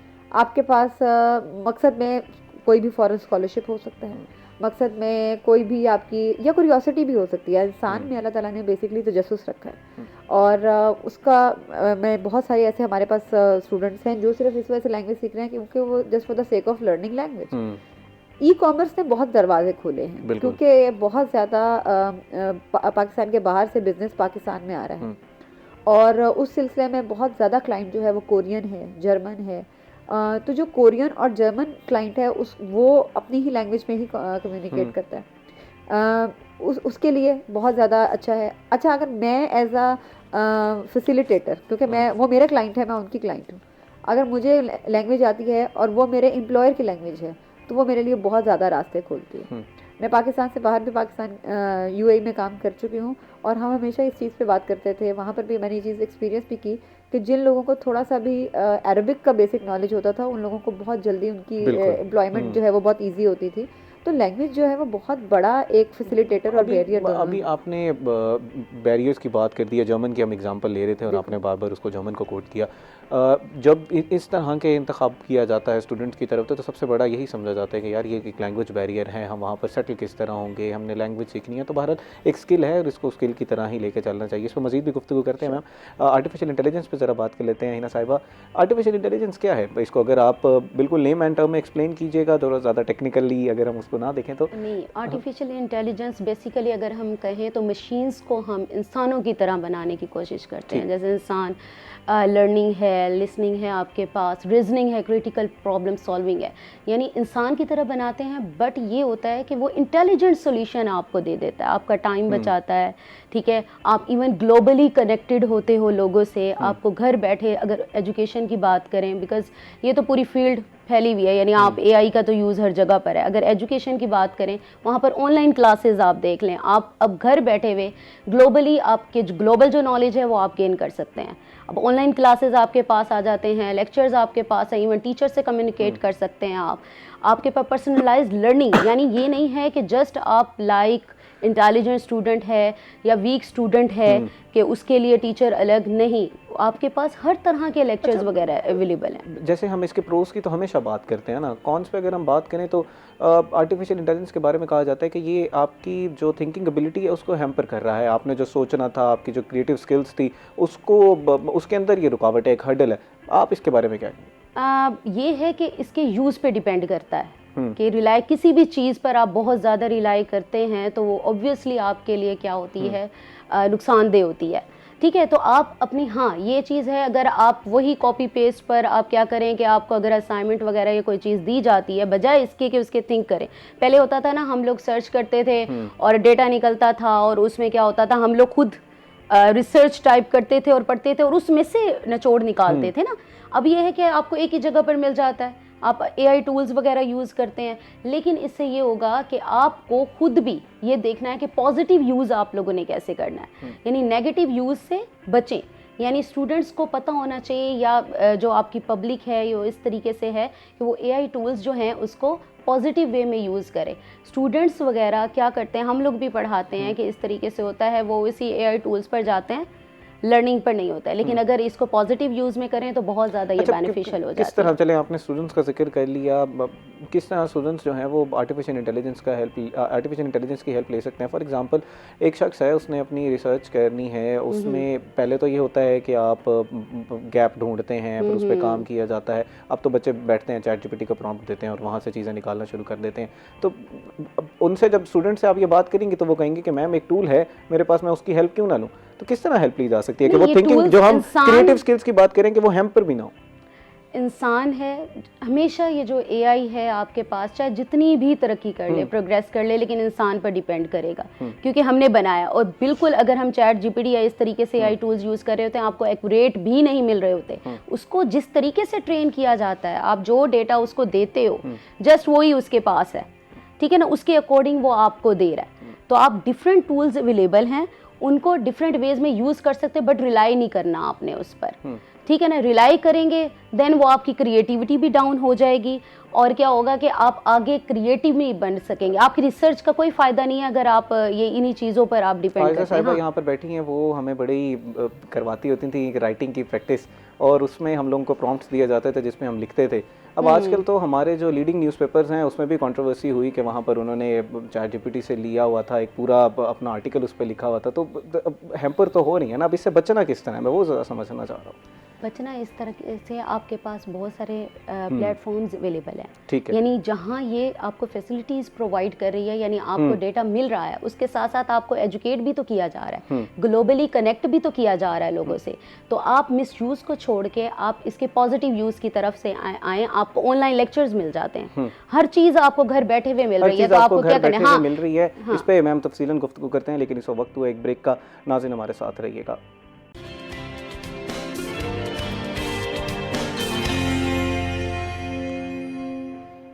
वेलकम बैक नाज़रीन। ब्रेक से पहले हम लोग आर्टिफिशियल इंटेलिजेंस के हवाले से बात कर रहे थे, वहीं से गुफ्तगू का आगाज़ करते हैं। हिना साहिबा, आर्टिफिशियल इंटेलिजेंस के जैसे हवाले से आप बता रही थी कि ये आपको हेल्प करता है आपके हर मामलात में। अब हम ये देख रहे हैं कि बातें की जा रही हैं कि फ्यूचर में शायद ये ह्यूमंस की जगह लेना शुरू कर दे। जिस तरह मैं बता रहा था ना कि अभी तो थिंकिंग एबिलिटीज़ या क्रिएटिव साइड को हैम्पर कर रही है, बाद में कहा रहा है कि ये टेक ओवर कर लेगा, फिर जॉब्स के बारे में बात की जा रही है। तो उस चीज़ से किस तरह बचना है, और हमने ये स्किल सीखनी किस तरह है, उस तरफ ज़रा रोशनी डालिएगा। पहले तो ये बात है कि चाहे हम जितना मशीन्स वगैरह बना लेते हैं, रोबोट्स वगैरह बना ले, क्रिएट कौन कर रहा है, ह्यूमन, ठीक है, इंसान कर रहा है। हमें अपनी जो स्किल्स हैं वो अपडेट करने की ज़रूरत है, उसे अडॉप्ट करने की ज़रूरत है, ठीक है। ये कभी भी नहीं कह सकते कि इसकी जगह ले सकता है। अगर जॉब की बात करें हम, तो जॉब अपॉर्चुनिटीज़ हाँ कुछ हद तक है, लेकिन कम्प्लीटली नहीं है। जहाँ पर ये ठीक है, अगर जॉब्स आपकी कम होंगी, लेकिन अपॉर्चुनिटीज़ भी आएंगी आपके पास। आपको एआई स्पेशलिस्ट चाहिए होगा, ट्रेनर चाहिए होगा, रोबोटिक्स में आपको रोबोट इंजीनियर की जरूरत होगी, डेटा एनालिस्ट की चाहिए होगी, क्योंकि डेटा का सारा काम आ रहा है ना, आप ट्रेन कर रहे हैं, डेटा सेंटर्स बनाए जा रहे हैं। बिल्कुल आप ठीक करिए, लेकिन हम लोग ये भी तो बातें सुन रहे हैं ना, AGI I think artificial generative intelligence है या जनरल इंटेलिजेंस है, जिसकी इवेंचुअल गोल तो ह्यूमन का वो है ना कि हमने वहाँ तक किसी तरह पहुँचना है। तो अगर वो हो जाता है तो फिर उसके ड्रॉबैक्स क्या होंगे? तो ये होना नहीं चाहिए। अल्लाह ताला ने हमें बनाया है और अल्लाह ताला को पता है कि किस तरीके से करना है, कि हमारा के है इंसान हमेशा डोमिनेंट रहेगा, ठीक है, क्योंकि बनाने वाला क्रिएट गाइड वही करता है, डेटा वगैरह हर चीज़ उसी की तरफ से है, ठीक है, अल्लाह ताला। और इतनी कैपेबिलिटी इंसान के पास है। हाँ, ये चीज़ें हम टाइम बचा रहे हैं, अपना टाइम बचा रहे हैं, आप एक ही जगह पर बैठे हुए ग्लोबली कनेक्टेड हो आप लोगों के साथ, ये चीज़ें ठीक हैं, कहीं तक चला जाएगा, लेकिन ये नहीं कह सकते कि इंसान का यूज़ कि कम्प्लीटली ख़त्म हो जाएगा कहीं ना कहीं, क्योंकि वही बात होगी, हमने पॉजिटिव की बात की कि कम्प्लीटली रिलाई नहीं करना, ठीक है ना। ये यूज़ पे भी डिपेंड करता है, आप किस तरह से एडिक्शन हो जाती है, एडिक्शन है आपको। जैसे वही स्टूडेंट्स की बात कर रही थी कि हम जब पढ़ाते हैं नमल में, तो हमारा यही फोकस होता है कि स्टूडेंट्स को कहा जाए अपने आईटी जो स्किल्स हैं ना वो डेवलप करें, कि आप अगर कर भी लेते हैं आई टूल से, ये फ़ायदा नहीं है आपका, ठीक है, आपको हेल्पफुल होगा, लेकिन लर्निंग फेज में आपको पता होना चाहिए क्या चीज़ है, बेसिक्स पे आपने यानी हाँ बेसिक्स में, और उसके बाद आईटी स्किल्स आप लोगों को आने चाहिए, यानी प्रोजेक्ट्स पर डिफरेंट काम करें, रिसर्च करें। हम भी यही रिसर्च वर्क जैसे होता है स्टूडेंट्स को देते हैं कि हार्डवेयर सॉफ्टवेयर प्रोजेक्ट्स हैं, एग्जीबिशंस वगैरह करवाते हैं। किस तरह के बेसिक स्किल्स हैं आर्टिफिशियल इंटेलिजेंस के हवाले से जो हमें आज के दौर में लाजमी तौर पर सीखने चाहिए और वो हर इंसान को सीखने चाहिए? पहले तो आपको ये है कि शॉर्ट कोर्सेज अवेलेबल हैं आपके पास, थोड़ा सा नॉलेज, क्योंकि बेसिक कॉन्सेप्ट्स के बगैर आप कहीं पर आगे काम नहीं कर सकते, तो हमें थोड़ा पढ़ना पड़ता है, ठीक है। जैसे हम एकेडमिक हमारे कोर्स हैं, तो कुछ स्टूडेंट्स तो कर लेते हैं, सारा कुछ होता है, लेकिन ये होगा कि कोर्सेज में आप शॉर्ट कोर्सेज अवेलेबल हैं, अगर आप सीखना चाहते हैं आपके पास वीडियो लेक्चर्स अवेलेबल हैं, एसईओ टूल्स का बहुत ज़्यादा है, एफबी ऑटोमेशन है, ये सारी ऑटोमेशन टूल्स चल रहे हैं, तो इसका बहुत ज़्यादा है कि स्टूडेंट्स को सीखने, स्टूडेंट्स को क्या, हम सबको सीखनी चाहिए। आपने देखा होगा कि हर जगह पर यूट्यूब रिकमेंडेशन सिस्टम इसी तरीके से ही काम करता है, एआई है सारा। वो जो भी आप ये ads एडिक्शन की वगैरह। बात करी थी, वो एल्गोरिदम हम अपना एडिक्ट पे तो बना लेते हैं, इस पे तफसील हाँ, में हाँ, गुफ्तगू ऐसे करते ही हैं है। मजीद भी। फायदा साहब आपकी तरफ आना चाहूँगा, हम लैंग्वेज स्किल्स के हवाले से बात कर रहे थे कि लोग सीखने के लिए पहला स्टेप लेने से ही कतरा रहे होते हैं, वो डर रहे होते हैं कि शायद पता नहीं क्या होगा, हमारा मजाक बनाया जाएगा। अब मैंने अपनी क्लासेस की बात की, आप तो हमें बड़ा ज़्यादा इंकरेज करती होती थी कि यू शुड स्पीक, आप लोगों को अपना ख्यालात का इजहार करना आना चाहिए। कितना ज़रूरी है कि अगर आप कॉन्वर्सेशन करेंगे तभी आप लैंग्वेज को सीख सकते हैं। दूसरा, जो grammatical side of the language है वो कितना ज़रूरी है सीखना? अच्छा, इसमें दो चीज़ें हैं तिहामा। सबसे पहले तो ये है कि हेजिटेशन को किस तरीके से ओवरकम करें। अच्छा, हमारे आम तौर पे जनरल ट्रेंड है ये मजाक उड़ा देना किसी का, या किसी की टांग खींच लेना कि नहीं तुमने तो गलत बोल दिया, या इनकरेज ना करना, तनकीद करना। लेकिन कुछ लोग, मैम सॉरी आपको इंटरजेक्ट करो, जो थोड़ा इंग्लिश ज़्यादा सीख जाते हैं वो स्नूटी भी तो हो जाता है ना, वो बार बार करेक्ट भी तो करते रहते हैं। वो बस वो यही होता है कि मुश्किल है इस चीज़ को एक्सेप्ट करना। लेकिन हमेशा हमने ये सुना है कि सिराही सुरनगू होके भरा करती है पैमाना। तो हम हम्बल रहना तो खैर बहुत ही अच्छी बात है। आप, मैं यही बात कर रही हूँ कि तनकीद ना करें, आप किसी की इस्लाह करें, ठीक है। तो सबसे पहली चीज़ तो ये इनकरेज करें लोगों को इस चीज़ की तरफ। हम अभी एआई की इतनी बात कर रहे थे कि जी दुनिया एक टाइम पे आएगा कंप्यूटर्स टेक ओवर कर लेंगे, ये सारा कुछ कर लेंगे, लेकिन कंप्यूटर्स आपके दिमाग में लैंग्वेज नहीं डाल सकेंगे। आप आइडिया तो आपका है ना, ह्यूमन है, ह्यूमन ब्रेन आइडिया जनरेट करेगा। आर्टिफिशियल इंटेलिजेंस को बनाने वाले भी ह्यूमन है, रादर उसको प्रॉम्प्ट देने वाले भी ह्यूमन है। अब ये एआई का कसूर नहीं है कि उसने आपको गलत डाटा दे दिया, आपने हो सकता है उसको प्रॉम्प्ट अच्छा ना दिया हुआ। और दूसरी चीज़, अच्छा आप हेजिटेशन की बात कर रहे थे, बहुत दफ़ा ऐसा होता है, अभी भी हम अपनी जनरल यूनिवर्सिटीज़ में भी देखते हैं, इस वक्त हमारी यूनिवर्सिटी में भी ऐसे हैं, बच्चे घबराते हैं जी। वो नहीं लेना, बीएस इंग्लिश में हो या इवन मैं जैसे बिज़नेस के डिपार्टमेंट में भी पढ़ाती हूँ और मैंने कंप्यूटर साइंस में भी बहुत अर्सा अभी भी पढ़ा रही हूँ। मैंने ये चीज़ देखी है कि बच्चे ये समझते हैं कि मुश्किल है इंग्लिश बोलना, और हेजिटेट करते हैं पहला स्टेप लेने से। अच्छा, जब आप इनको एक दफ़ा इनकरेज कर देते हैं, बिल्कुल ऐसे ही है जैसे एक चीज़ को आपने धक्का लगा के स्टार्ट तो कर दिया, लेकिन उसके बाद देयर इज़ नो स्टॉप, क्योंकि बच्चे में वो चीज़ इनकलकेट हो जाती है कि मैं ये चीज़ सीखूं, मैं ये बोलूं। और फिर एक ज़माना भी कुछ ऐसा है, कुछ थोड़ा तो सन्ना बनावट का भी ज़माना है, तो वो बहुत अच्छा लगता है, वो लोग जो बहुत अच्छे तरीके से अपनी बात को कन्वे कर सकते हैं। उसका एक किसी भी लैंग्वेज का आना, मल्टीपल लैंग्वेजेस का आना, हम स्कॉलरशिप्स की बात करते हैं जिस तरीके से कि जी बाहर फलाना स्कॉलरशिप, तो बच्चों के उसमें एक सर्टेन सेक्शन होता है कि आप कितनी लैंग्वेजेस बोल सकते हैं। बिल्कुल, आपको कितनी लैंग्वेजेस का कौन सा लेवल है आपका, आप बिगनर लेवल पे हैं, इंटरमीडिएट, और अगर आप बिगनर लेवल के भी किसी फॉरेन स्कॉलरशिप के उसके ऊपर हैं, एक तो ये बहुत हेल्दी है, ये बहुत हेल्दी एक्टिविटी है कि आप में नई नई लैंग्वेजेस सीखने का शौक़ है। दूसरे ये बहुत ज़्यादा आपकी सीवी में एक स्टार ऐड कर देता है कि इस बच्चे के जो जनरल शौक़ हैं वो इस तरह के हैं कि जहाँ पर वो एकेडमिक्स और इस तरह के अपनी स्किल के ऊपर काम, अपने ऊपर इन्वेस्ट करना ज़्यादा। इसमें मैंने आपसे एक और चीज़ पूछी थी कि ग्रामर को सीखना कितना ज़रूरी है। काफ़ी ज़्यादा टेक्निकल हो जाता है, आप इंग्लिश को ही ले लें, टेंसेस हैं, और मतलब हम हमेशा ये कहते हैं कि टेंसेस होते हैं, बच्चों को टेंस कर देते हैं। बिल्कुल। हमारा ट्रेडिशनल स्कूल सिस्टम है जो उसमें बहुत ज़्यादा काम करता है, लेकिन बिलीव मी बहुत ज़्यादा हमारा इंटरेक्शन रहता है फॉरेन यूनिवर्सिटीज़ में भी, और इस तरीके से पाकिस्तान के बच्चे जब बोलते हैं तो अच्छा बोलते हैं क्योंकि करेक्ट अंग्रेज़ी बोलते हैं। और वो इसलिए होता है कि जो थोड़ा सा हमारा ट्रेडिशनल स्कूल सिस्टम है ना, वो अभी भी हमें यही बातें बताता है कि यूँ नहीं यूँ बोलना है, ये नहीं ये कहना है। वो जो बेसिक्स की बात की जा रही है, हाँ बेसिक्स की बात की जा रही है ना, मतलब जो यहाँ पे टेंसेस है जिसकी आप पर्टिकुलरली बात कर रहे हैं, या पार्ट्स ऑफ स्पीच की बात कर रहे हैं, कहाँ पर कैसे यूज़ करना है।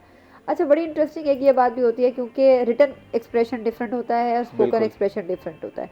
तो रिटन एक्सप्रेशन में जो साउथ एशिया के बच्चे होते हैं ना, वो तो बहुत अच्छे निकल जाते हैं, लेकिन जैसे ही बात स्पोकन की आती है और कहते हैं कि जब ये तुमने लिखा है जो, इसको तुम अब आओ यहाँ पर हमारे साथ डिस्कस करो, तो वहाँ पर जो है वो बात कहीं पे ख़राब हो जाती। तो एक्सप्रेशन देखिए कि दोनों चीज़ें साइड बाय साइड चलेंगी। आपके पास रिटन भी उतना ही अच्छा होना चाहिए जितना आपका स्पोकन होना चाहिए, और टेंसेस और ग्रामर और ये सारी चीज़ें कि बिल्कुल ऐसे ही है जैसे आप अरबी की गर्दानें सीख लें। ठीक है, आपको अरबी की गर्दानें आती होंगी, आपको पता होगा ज़ाराबा ज़ाराबा ज़ाराबू, तो फिर ही आप उसको अच्छे तरीके से कर सकेंगे। तो ये बड़ी ज़रूरी चीज़ है। एक स्टूडेंट की एग्जांपल ले लेते हैं। फॉर एग्जांपल मैंने आज इरादा किया कि मैंने आज से इंग्लिश सीखना मैंने स्टार्ट करना है। अब मैं जाऊंगा मार्केट में और ले आऊंगा नॉवेल्स भी, और सबसे पहले तो मैं, हमारे पाकिस्तानी कौम तो सबसे पहले डॉन लगवाएगी अपने घर में। बिल्कुल एग्जैक्टली वो डॉन खरीदेगी बिल्कुल ऐसे ही और वहाँ से अंग्रेजी अखबार पढ़ना, आने लग जाता है अंग्रेजी घर में। अखबार आना शुरू हो जाएगी। तो पहले प्रैक्टिकल स्टेप्स हमने क्या लेने हैं? भाई पहला प्रैक्टिकल स्टेप बिल्कुल ऐसे ही है कि आप ये स्टार्ट करें कि आप बोलना शुरू करें। देखें बच्चा पहले हमारी लर्निंग में, जब बच्चा एक बच्चा इंसान का बच्चा जो होता है वो पहले सबसे पहले सुनता है और फिर वो बोलता है। उसके इर्द गिर्द अगर आप पाकिस्तानी माँ बाप के बच्चे हैं और चाइनीज़ कम्युनिटी में रहते हैं तो आपकी रिसेप्शन में चाइनीज़ लैंग्वेज भी आ रही है और आपकी रिसेप्शन में उर्दू, पंजाबी, सराइकी जो भी आपके पेरेंट्स बोलते हैं वो दोनों लैंग्वेजेस आ रही हैं। और बड़ी एक अच्छी एक ह्यूमन बीइंग के अंदर एक कैपेसिटी होती है, उसको हम कहते हैं लैंग्वेज एक्विजिशन डिवाइस।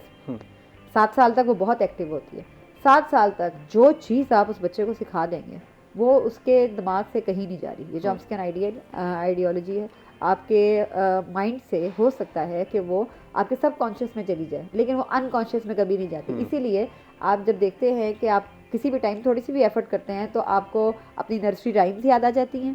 आपको बचपन में जितने कलमे आपके कारी साहब ने याद कराए होंगे आपको उतने ही कलमे बड़े होते तक याद आते हैं। दुआए कुनूत में जहाँ आप गलती करते हैं वही आप गलती करते हैं। तो ये सारी चीज़ें बिल्कुल ऐसी हैं। 7 साल की उम्र तक आप जो सीखते हैं, तो इसीलिए हम बच्चों को बहुत इंकरेज करते हैं इस चीज़ पे कि आप अच्छा कन्वर्सेशन का भी है ना। अगर आप बच्चे के साथ अंग्रेजी बोलते हैं तो बच्चा आपके वो अंग्रेजी में जवाब देता है ना। अगर आप उसके साथ बोलेंगे ही नहीं तो वो कैसे समझेगा। अर्ली एज की तो हमने बात कर ली, मैं ज़रा ग्रोन अप्स पे भी आना चाह रहा हूँ कि उन्होंने फिर किस तरह स्टेप्स लेने हैं। जैसे मैंने डॉन की बात की, या वो पहले मूवीज़ अपना देखना स्टार्ट करें या कॉन्वर्सेशन स्टार्ट करें। अब तो उनको तो मिलेगा भी नहीं ना कोई बात करने के लिए, तो इस हवाले से तफसील गुफ्तगू करते हैं मैम। लेकिन इस वक्त हुआ एक ब्रेक का, नाज़रीन हमारे साथ रहिएगा।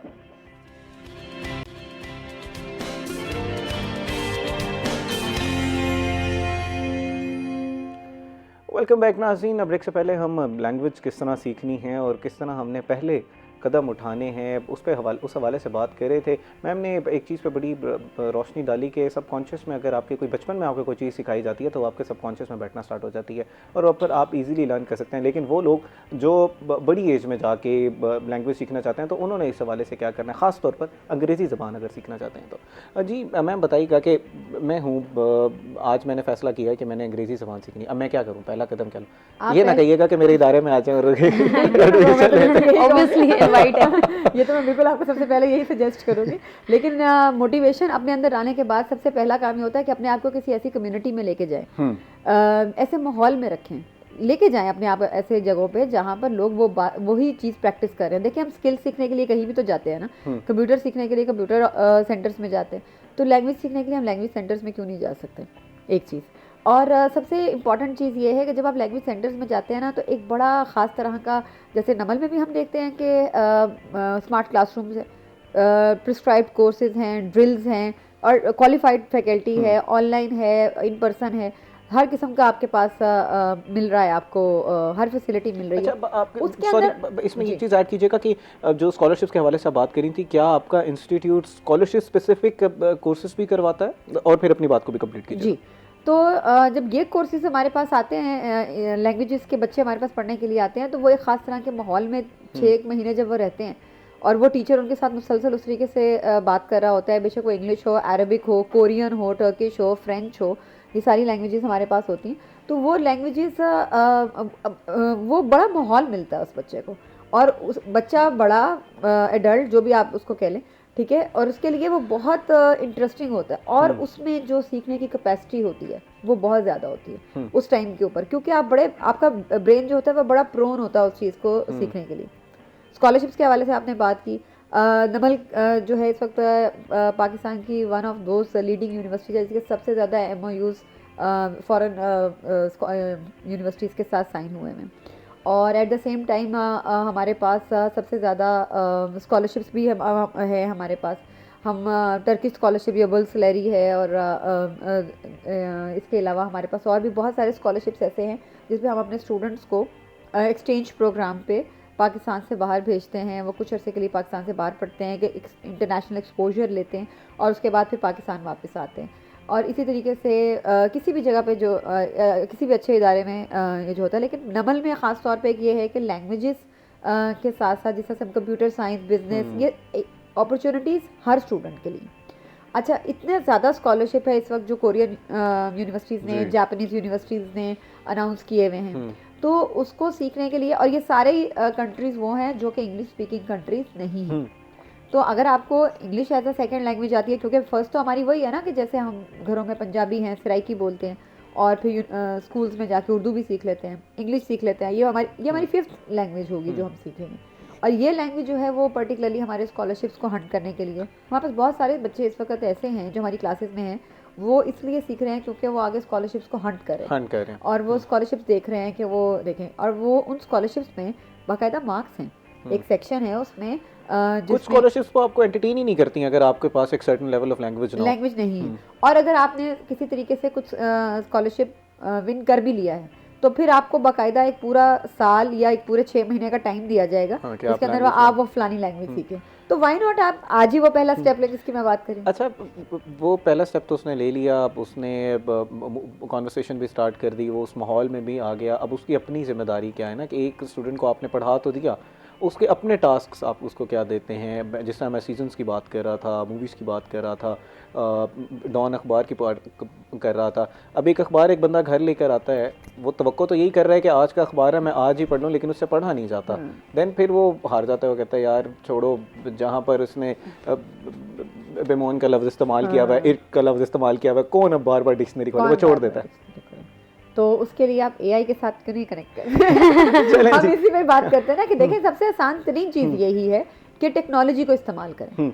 अगर आप एआई से बैठकर, चैटबॉट से बैठकर उससे अपने बारे में बात करते हैं तो आप उसे क्यों नहीं जर्मन में बात करते, क्योंकि आप जर्मन सीख के आए हैं। बहुत ही अच्छा मैम ने पॉइंट उठाया। मैं आर्टिफिशियल इंटेलिजेंस के हवाले से इसमें बात कर लेते हैं।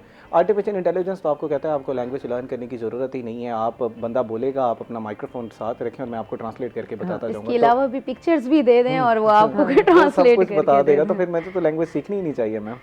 नहीं, अब ये भी नहीं है, वही ह्यूमन बींग्स की बात आ गई आपके पास कि डोमिनेंट रहेंगे, चाहे जितनी मशीनरी को कर लें, सिखाने वाला कौन है? इंसान। डेटा देते हैं हम मशीन को, डेटा इसमें क्या है, आप डेटा देते हो। जैसे आईटी की फील्ड की बात करें ना, आईटी बेसिकली कंप्यूटिंग पावर रखती है, उसके पास डेटा है, वो प्रोवाइड करती है। वो डेटा एआई, यानी आप कह लें एप्लीकेशन है आईटी की, या कह लें आप फील्ड कह लें उसको, एआई को डेटा चाहिए एनालाइज करने के लिए। अच्छा। अब एनालाइज करने के लिए डेटा कहाँ से आएगा, कौन लेकर आएगा? हम इंसान दे रहे हैं। अब हम लेक्चर्स भी अगर कर रहे हैं या कोई और काम ऑनलाइन वगैरह जो भी कर रहे हैं, हम टेक्नोलॉजी यूज़ कर रहे हैं, वो कहाँ से आ रही है? आप इंसान ही बना रहे हैं और उसको यूटिलाइज कर रहे हैं, आप एआई मशीन को बता रहे हैं, यानी उसे ट्रेन करते हैं। अच्छा, इसमें ये बताइएगा कि आर्टिफिशियल इंटेलिजेंस का इस्तेमाल हम एक नई लैंग्वेज सीखने में किस तरह कर सकते हैं? वो कौन से, जैसे मैम ने प्रैक्टिकल स्टेप्स बताए कि आप पहले एक तो उस माहौल में आए जिस माहौल में वो लैंग्वेज की बात की जा रही है, उसमें सिखाया जा रहा है या सीखा जा रहा है, एक जैसे लोग हैं वहाँ पर मौजूद हैं। आर्टिफिशियल इंटेलिजेंस, एक शख्स घर में बैठा हुआ है, वो कहता है कि मैं अफोर्ड नहीं कर सकता, और दूसरा ना ही मेरे पास इतने पैसे हैं कि मैं किसी से लैंग्वेज सीखूं, और क्योंकि टेस्ट की फ़ीस भी बहुत ज़्यादा है, वो स्टूडेंट जिसने टेस्ट भी देना है, तो फिर वो घर में बैठ के आर्टिफिशियल इंटेलिजेंस का इस्तेमाल किस तरह कर सकता है? फर्स्ट स्टेप वही बात, अगर आप एकेडमिकली भी नहीं कर सकते तो ये होगा आपके पास, आप ऑनलाइन आपके पास एआई टूल्स अवेलेबल हैं, ठीक है। उसके अलावा आपके पास लेक्चर्स अवेलेबल हैं। आप यूट्यूब पर देख ले, कोई ऐसा टॉपिक नहीं होगा जिस पर कोई लेक्चर नहीं होगा। आप कोड वगैरह है, बेसिक्स वगैरह आप इन टूल्स के थ्रू भी सीख सकते हैं। सीखने के साथ साथ लर्निंग वीडियो, यानी वीडियो लेक्चर भी आप कर सकते हैं, टीचर से कम्युनिकेट कर सकते हैं। आप ऑनलाइन टीचर आपके पास अवेलेबल हैं, आप उससे कांटेक्ट कर सकते हैं। आपके पास ग्लोबली आपके पास सारे लेक्चर, यानी पूरी जो दुनिया है, लेक्चर जो आपके पास जो डेटा है एजुकेशन से रिलेटेड कहाँ है, आपके पास एआई के थ्रू आप तक पहुंच रहे, रिकमेंडेशन में आ रहा है। इम्प्लीमेंट दैट दोज लेक्चर्स में कन्वर्सेशन करना चाहता हूं, तो वो मैं किस तरह कर सकता हूं? इसके हवाले से भी आर्टिफिशियल इंटेलिजेंस हमारी हेल्प करता है। किस चीज़ की? मैं कन्वर्सेशन करना चाह रहा हूं उस मशीन के साथ, उस हवाले से ये बहुत ज़्यादा मीम्स भी चली थी। पता होगा कि लोगों ने क्या किया, डिप्रेस थे और इस तरीके से थे, तो चैट जीपीटी और इसे जेमिनी वगैरह से बातें करते थे। ऑब्वियसली कर सकते हैं, बट ट्रेंड है वो, उसके अंदर एम्पैथी और आपके पास फीलिंग्स वगैरह, इमोशंस वगैरह तो नहीं है। आप कहेंगे हाँ ठीक है, वो भी आपकी हाँ में हाँ मिलाएगी, वही ट्रेंड है। एक्सपर्ट, आपका क्या ओपिनियन होगा कि क्या हमें अपनी पर्सनल डिटेल्स या इस तरह की जो बातें हैं वो उस डेटा सेंटर को प्रोवाइड करनी चाहिए? इवेंचुअली तो वो एक डेटा का पार्ट बन रहा है ना, और करनी चाहिए इस तरह बात? बड़ा लोग थेरेपी के लिए इस्तेमाल करते हैं उसको। सिक्योरिटी, आपकी प्राइवेसी डिस्टर्ब होती है अगर मिसयूज हो जाए, यानी आप सारा डेटा अपनी पर्सनल इंफॉर्मेशन प्रोवाइड कर रहे हैं, अगर लीक हो जाए आपका डेटा या मिसयूज हो जाए तो वो आपके लिए मसला है। तो यहाँ पर आपकी सिक्योरिटी, डेटा सिक्योरिटी जो है, साइबर सिक्योरिटी आ जाता है, सिक्योरिटी थ्रेट है आपके पास, साइबर सिक्योरिटी, तो वो इश्यूज हैं। तो वो चैट जीपीटी तो कहते हैं कि हम लोग आपका डेटा उस तरह स्टोर भी नहीं करते, तो हम डिलीट करते रहते हैं। क्या अगर कोई शख्स कर भी रहा है तो उसके पास इस तरह की कोई चीज़ें हैं कि वो उन चीज़ों का ध्यान रखे और वो डेटा डिलीट भी किया जा सकता है ऐप के थ्रू? ज़रूर होते हैं, बट आप क्या है, डिफरेंट टेक्निक्स या मैनेजमेंट के थ्रू आप इसको कंट्रोल कर सकते हैं कि ये चीज़ है। लेकिन यही कहा जाता है कि आप पर्सनल इंफॉर्मेशन, जैसे लोग पिक्चर्स वगैरह भी कर रहे होते हैं कि हमें तो हमेशा वहम रहता है, डीप सी और इस तरह पिक्चर्स करके आप उसको कर रहे हैं कि नहीं करना चाहिए। वैसे कहते तो ये गालिबन एलन मस्क साहब की जो एआई है, ग्रोक एआई, उसका भी ये कंट्रोवर्सी भी तो चल रही है ना कि इमेजेस के हवाले से। हाँ, तो इमेजेस वगैरह तो अवॉइड करें, अपनी पिक्चर्स वगैरह तो मिसयूज में आपके पास आती हैं। तो हम अगर होता है कि आपके पास ठीक है प्राइवेसी का है, सारा सिक्योर डेटा है, लेकिन हमें पर्सनली कहते हैं ना, वहम हमें होता है कि हमारी चीज़ लीक ना हो जाए या मिसयूज ना हो जाए, तो उस बेस पर आप अपनी पर्सनल, क्योंकि हर किसी की एज ए सिटीजन हमारी रिस्पॉन्सिबिलिटी बनती है अपनी कंपनी का अपना पर्सनल डेटा सिक्योर रखें, किसी के साथ शेयर नहीं करें। ऑफिशियल आपका सारा डेटा होता है, तो वो क्या है कि आप चाहे एआई टूल्स भी हैं ना, उनके साथ भी शेयर ना करें। ठीक है, आप इसको यूज़ करते हैं, आप बहुत सारी डिटेल्स हम दे भी रहे होते हैं, लेकिन इतना भी नहीं कि वो सारा कुछ आपके बारे में जानता हो और आपके मिसयूज़ हो जाए। और फिर ये स्कैम्स वगैरह भी इसी वजह से ही ये सारी चीज़ें हो रही हैं, आपके मिसयूज़। आपको पासवर्ड्स वगैरह का भी आ रहा होता है कि स्ट्रॉन्ग पासवर्ड कर लें, तो ये सारी चीज़ें इसी वजह से ही आ रही होती हैं कि ये सिस्टम्स आपके करते हैं कि आप एवरी मंथ या एक ड्यूरेशन के बाद अपने पासवर्ड स्ट्रॉन्ग रखें आप, ताकि आपका जो डेटा है वो मिसयूज़ ना हो। अपनी आईडी से करें, आपकी आईडी का डेटा स्ट्रॉन्ग हो। तो ये सारी चीज़ें इसी में ही अभी आ जाती हम लोग कुछ देर पहले आर्टिफिशियल इंटेलिजेंस में इकोनॉमिक अपॉर्चुनिटीज़ के हवाले से बात कर रहे थे। मैम ने बात की कि बहुत से डोर्स खुल चुके हैं, आप अर्न कर सकते हैं। वहीं पर हम ये देख रहे हैं कि लोगों ने अपनी डिग्रीज छोड़ दी हैं और अर्निंग की तरफ आ गए हैं। आप एज एन एक्सपर्ट इसको किस तरह देखती हैं कि क्या हम बिल्कुल अर्निंग की तरफ आ जाना चाहिए या अपनी फॉर्मल एजुकेशन साथ रखनी चाहिए? इस पर तफसीलन बात कीजिएगा, लेकिन इस वक्त हुआ एक ब्रेक का। नाज़रीन हमारे साथ रहिएगा।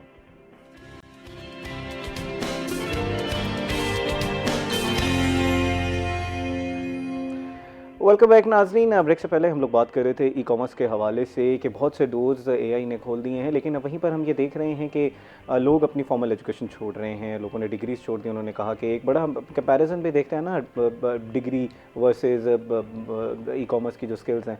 एआई एक्सपर्ट हमारे साथ मौजूद हैं, उनकी मौजूदगी का फ़ायदा उठाते हैं और उनसे ये सवाल कर लेते हैं कि मैम, फॉर्मल एजुकेशन ज़रूरी है या उसको छोड़कर अगर आपको एक अच्छे 1.5 लाख लोग बैठ के कमा रहे हैं, महाना 2.5-3 लाख रुपया भी कमा रहे हैं, बिज़नेस रन कर रहे हैं, तो वो कर लेना चाहिए?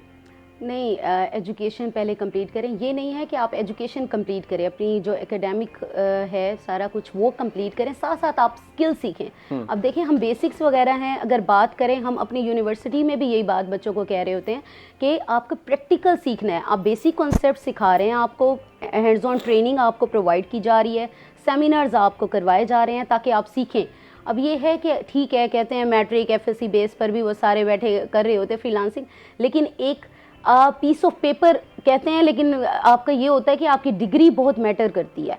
आप कहीं पर भी जाएं, किसी इवन जॉब के लिए भी आप जाते हैं ना, अगर आप क्लाइंट को दिखाते हैं आपको, या एक्सपीरियंस आपका जैसे होता है, सेम आपका जो एकेडमिक बैकग्राउंड है वो भी बहुत ज़्यादा मैटर करता है। हिना साहिबा, अक्सर औकात जो स्टूडेंट्स हैं उनका गिला यही रहता है जो इंस्टीट्यूशंस हैं उससे कि हमें प्रैक्टिकल स्किल्स नहीं सिखाए जा रहे। एक बहुत बड़ा गैप है एकेडेमिया में और इंडस्ट्री डिमांड्स में।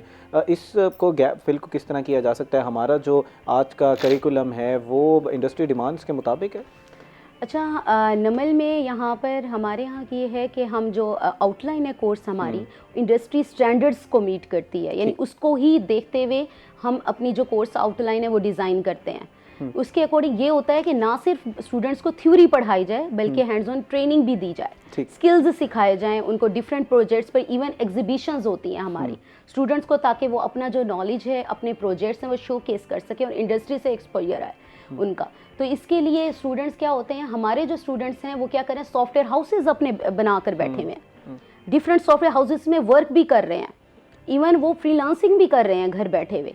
क्यों? क्योंकि उनको स्किल्स आते हैं। तो यहाँ पर आपको क्या है, आपकी जो आउटलाइन है, अगर इंडस्ट्री जो है इंडस्ट्री स्टैंडर्ड्स हैं उसके अकॉर्डिंग हो तो ऑब्वियसली हम लोग क्या है कंपलसरी कर दें कि ये चीज़ है। अगर मैं आपको बताऊँ, मैं मोबाइल एप्लीकेशन डेवलपमेंट कोर्स पढ़ा रही हूँ। पहले जो कोर्स थी वो जावा बेस्ड थी कि मैनुअली हम करते थे। अब फ्लटर का जैसे कह दें, फ्लटर फ्रेमवर्क यूज़ होता है, तो फ्लटर फ्रेमवर्क है, हमारी कोर्स आउटलाइन उसी के अकॉर्डिंग रिन्यू हुई है।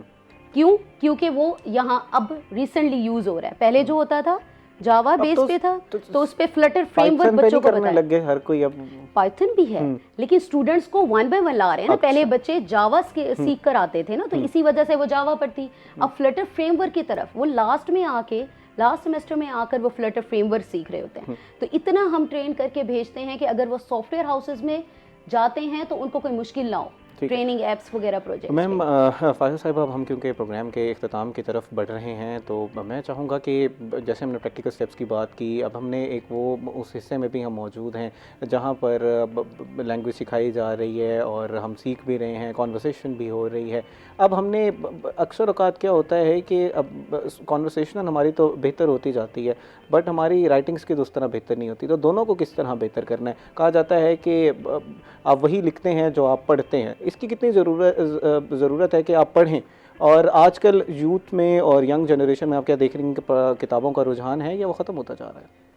अच्छा, तो हमें इसमें 2 बड़ी इंटरेस्टिंग चीज़ें हैं। एक तो ये है कि आप जो पढ़ते हैं वही आप लिखते हैं। हमारी जब लर्निंग का एक फेज़ चल रहा होता है तो मैं जैसे आपको पहले बता रही थी कि बच्चा जो सुनता है वही वो बोलता है, ठीक है। इसी तरह से बच्चा जो पढ़ता है वो वही लिखता है, ठीक है। हमारे पास अनफॉर्चुनेटली, मैं तो इसको नहीं कहती कि ये कोई शैतानी चरखा है मोबाइल जो हमने हाथ में पकड़ा हुआ है, क्योंकि देखिए हर चीज़ का यूसेज जो है वो उसको अच्छा ही बुरा। मोबाइल ने आपको नहीं कहा कि आप 24 घंटे डूम स्क्रॉलिंग करो, ठीक है। आप अपना टाइम रखें किसी भी चीज़ के लिए। और इसके ऊपर बिल्कुल मैं अग्री करती हूँ मैडम हिना से कि इसके ऊपर क्या चीज़ है जो अवेलेबल नहीं है। आप यूट्यूब पे देख लें दुनिया का कौन सा कंटेंट है जो अवेलेबल नहीं है, अच्छे से अच्छा बुरे से बुरा। तो रिटन एक्सप्रेशन तभी अच्छा होता है जब आप रीडिंग करते हैं, आपका मुताला जितना ज़्यादा अच्छा होता है। हम बहुत कोशिश यहाँ पे नमल में बच्चों के साथ रखते हैं। हमारे जिस तरीके से बुक रिव्यूज़ होते हैं, बुक्स दी जाती हैं बच्चों को और वो पढ़ते हैं और उसके बाद बैठ के और उस पर इतनी बेहतरीन डिस्कशन होती है कि हम और चूँकि एक मल्टीपल पॉइंट ऑफ व्यूज़ होते हैं, एक ही चीज़ को आपका देखने का नज़रिया मुख्तलिफ है, मेरा मुख्तलिफ है, उनका मुख्तलिफ है, तो डाइवर्स पॉइंट ऑफ व्यूज़ आते हैं।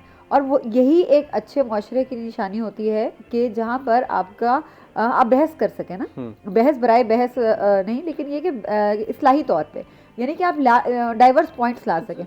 एआई का कसूर नहीं है सारे में कि जी एआई हमारी कैपेबिलिटीज़ ख़राब कर रही है। एआई से अगर आप बहुत ज़्यादा रिलाई करेंगे एआई के ऊपर, फिर तो जाहिर है वो तो फिर तो आप सारा दिन मोबाइल भी देखते रहेंगे तो आप फारिग हैं। अच्छा, अक्सर का जब हम लैंग्वेज सीख रहे होते हैं तो कहा जाता है कि जो आप पढ़ रहे हैं उसके अंदर से कोई ईडियम अच्छा इस्तेमाल किया गया है तो उसको राइट डाउन करते जाएं, कोई वोकैबुलरी आप पढ़ रहे हैं तो उसको अंडरलाइन करने। अब 2 प्रैक्टिसेस होती हैं इसमें, वोकैबुलरी को बिल्ड करना क्योंकि बहुत इंपॉर्टेंट है, आपने बोलना है, लिखना भी है। तो कुछ लोग क्या करते हैं, वो पढ़ते हुए अंडरलाइन करते जाते हैं और फिर बाद में उसका मीनिंग देखते हैं। अक्सर क्या करते हैं वो साथ साथ उसका मीनिंग देखते जाते हैं। तो आप एज एन एक्सपर्ट मैं आपका ओपिनियन चाहूँगा कि बेस्ट क्या है, पढ़ते पढ़ते उसका मीनिंग देखते जाएं या बाद में मीनिंग देखें? देखें, ये सिर्फ और सिर्फ आपकी अपनी अंडरस्टैंडिंग है, आप किस चीज़ पे ज़्यादा ओके होते हैं। और दूसरी सबसे इंटरेस्टिंग बात ये है कि देखिए एक वर्ड है, जैसे बहुत साल पहले की बात है, मैं स्कूल में थी, एक मूवी आई श्रेक, तो वो उसमें वो बार बार एक वर्ड बोलता था, I am an ogre, I am an ogre. तो मुझे हम छोटे थे, नहीं आता था मतलब, फिर डिक्शनरी खोली क्योंकि वो तो वर्ड मुसलसल चले जा रहा है कि आई एम एन ओगर, तो वो खोला तो वो जाइंट का एक वेरिएंट था, जाइंट का एक सिनोनिम था जो हम उसके अंदर यूज़ हुआ। तो वो वर्ड, ये मैं आपसे बात कर रही हूँ आपसे कोई 21 साल पहले की, तो 20 साल के बाद भी अगर वो वर्ड मुझे याद है, हम ये कहते हैं कि डिक्शनरी से जो भी वर्ड आप कंसल्ट करते हैं वो आपको ज़िंदगी भर भूलता नहीं है, बिल्कुल, ठीक है। तो डिक्शनरी आपको कोई एक चीज़ का एक मतलब तो नहीं बताती, डिक्शनरी तो आपको बताती है एज अ नाउन इसका क्या मतलब है, एज अ एडजेक्टिव इसका क्या मतलब है, इसका वेरिएंट क्या है, ये कहाँ कहाँ पर यूज़ हो सकता है, इसका यूसेज क्या है, इसका ओरिजिन क्या है, मतलब ये कौन सी लैंग्वेज से आया और ओरिजिनल लैंग्वेज में डिक्शनरी का वर्ड क्या इस्तेमाल है। हमने लाजमी तौर पर करना है मैम। हमारे पास लास्ट 30 सेकंड्स हैं। If you want to add something, अगर आपके नाज़रीन के लिए कोई पैगाम देना चाहे वो दे दीजिएगा, और अगर इस डिस्कशन में मैं कोई चीज़ मिस कर गया हूँ तो वो भी प्लीज़ ऐड कर दीजिएगा। मैं सिर्फ ये बात कहना चाहूँगी कि लैंग्वेजेस को सीखने में इस वक्त हम सबका स्टूडेंट्स का पर्टिकुलरली और अपनी एजुकेशन को कंप्लीट करने का, ये जो हम आजकल एक आइडिया लेके आए हुए हैं कि जी बस पैसा कमा लो किसी तरीके से, डॉलर Piece छाप of लो, paper, एग्जैक्टली कि piece of degree just a paper. Piece of paper, नहीं, आपका एक सोशल इंटरेक्शन होता है, आप लोगों से मिलते हैं, और जब आप लोगों से मिलते हैं तो आपको पता चलता है कि आप कितना लैग कर रहे हैं और लोग कितना आगे जा लोग चुके हैं। कितना आगे जा चुके हैं अर्निंग मैम। के बाद भी आपका वही स्टैंडर्ड, वही उसी नज़र से ही देखते हैं आप। लास्ट 10 सेकंड्स हैं। If you want to add something please आप, मैं हिना साहब आप भी प्लीज़ ऐड कर स्किल दीजिएगा। सीखें, यानी आप इस तरफ आएँ क्योंकि फ्यूचर सारा ऐसी स्किल बेस है, प्रैक्टिकल करें, ऑनलाइन कोर्सेज आपके पास अवेलेबल हैं, प्रोग्रामिंग सीखें आप लोग, ठीक है ना, उसको अपनी क्या है जो सीखें उसको इस्तेमाल करें, करें। हाँ प्रैक्टिस करें, practice makes a man perfect. Practice makes a man perfect. Hina Mahjabeen साहिबा, बहुत शुक्रिया प्रोग्राम में तशरीफ़ लें, और बहुत इंपॉर्टेंट टॉपिक था जिस पे हमने आज के प्रोग्राम में डिस्कशन की। फ़ाइज़ा मुश्ताक का हारिस साहिबा, बहुत शुक्रिया आपका भी कि आप प्रोग्राम में तशरीफ़ लाएँ। नाज़रीन, उम्मीद करते हैं कि आज का प्रोग्राम आपको पसंद आएगा। अब आपसे मुलाकात होगी कल एक नए प्रोग्राम, एक नए टॉपिक के साथ। तब तक अपने मेज़बान तिहाम आज़म को दीजिए इजाज़त। अल्लाह निगहबान।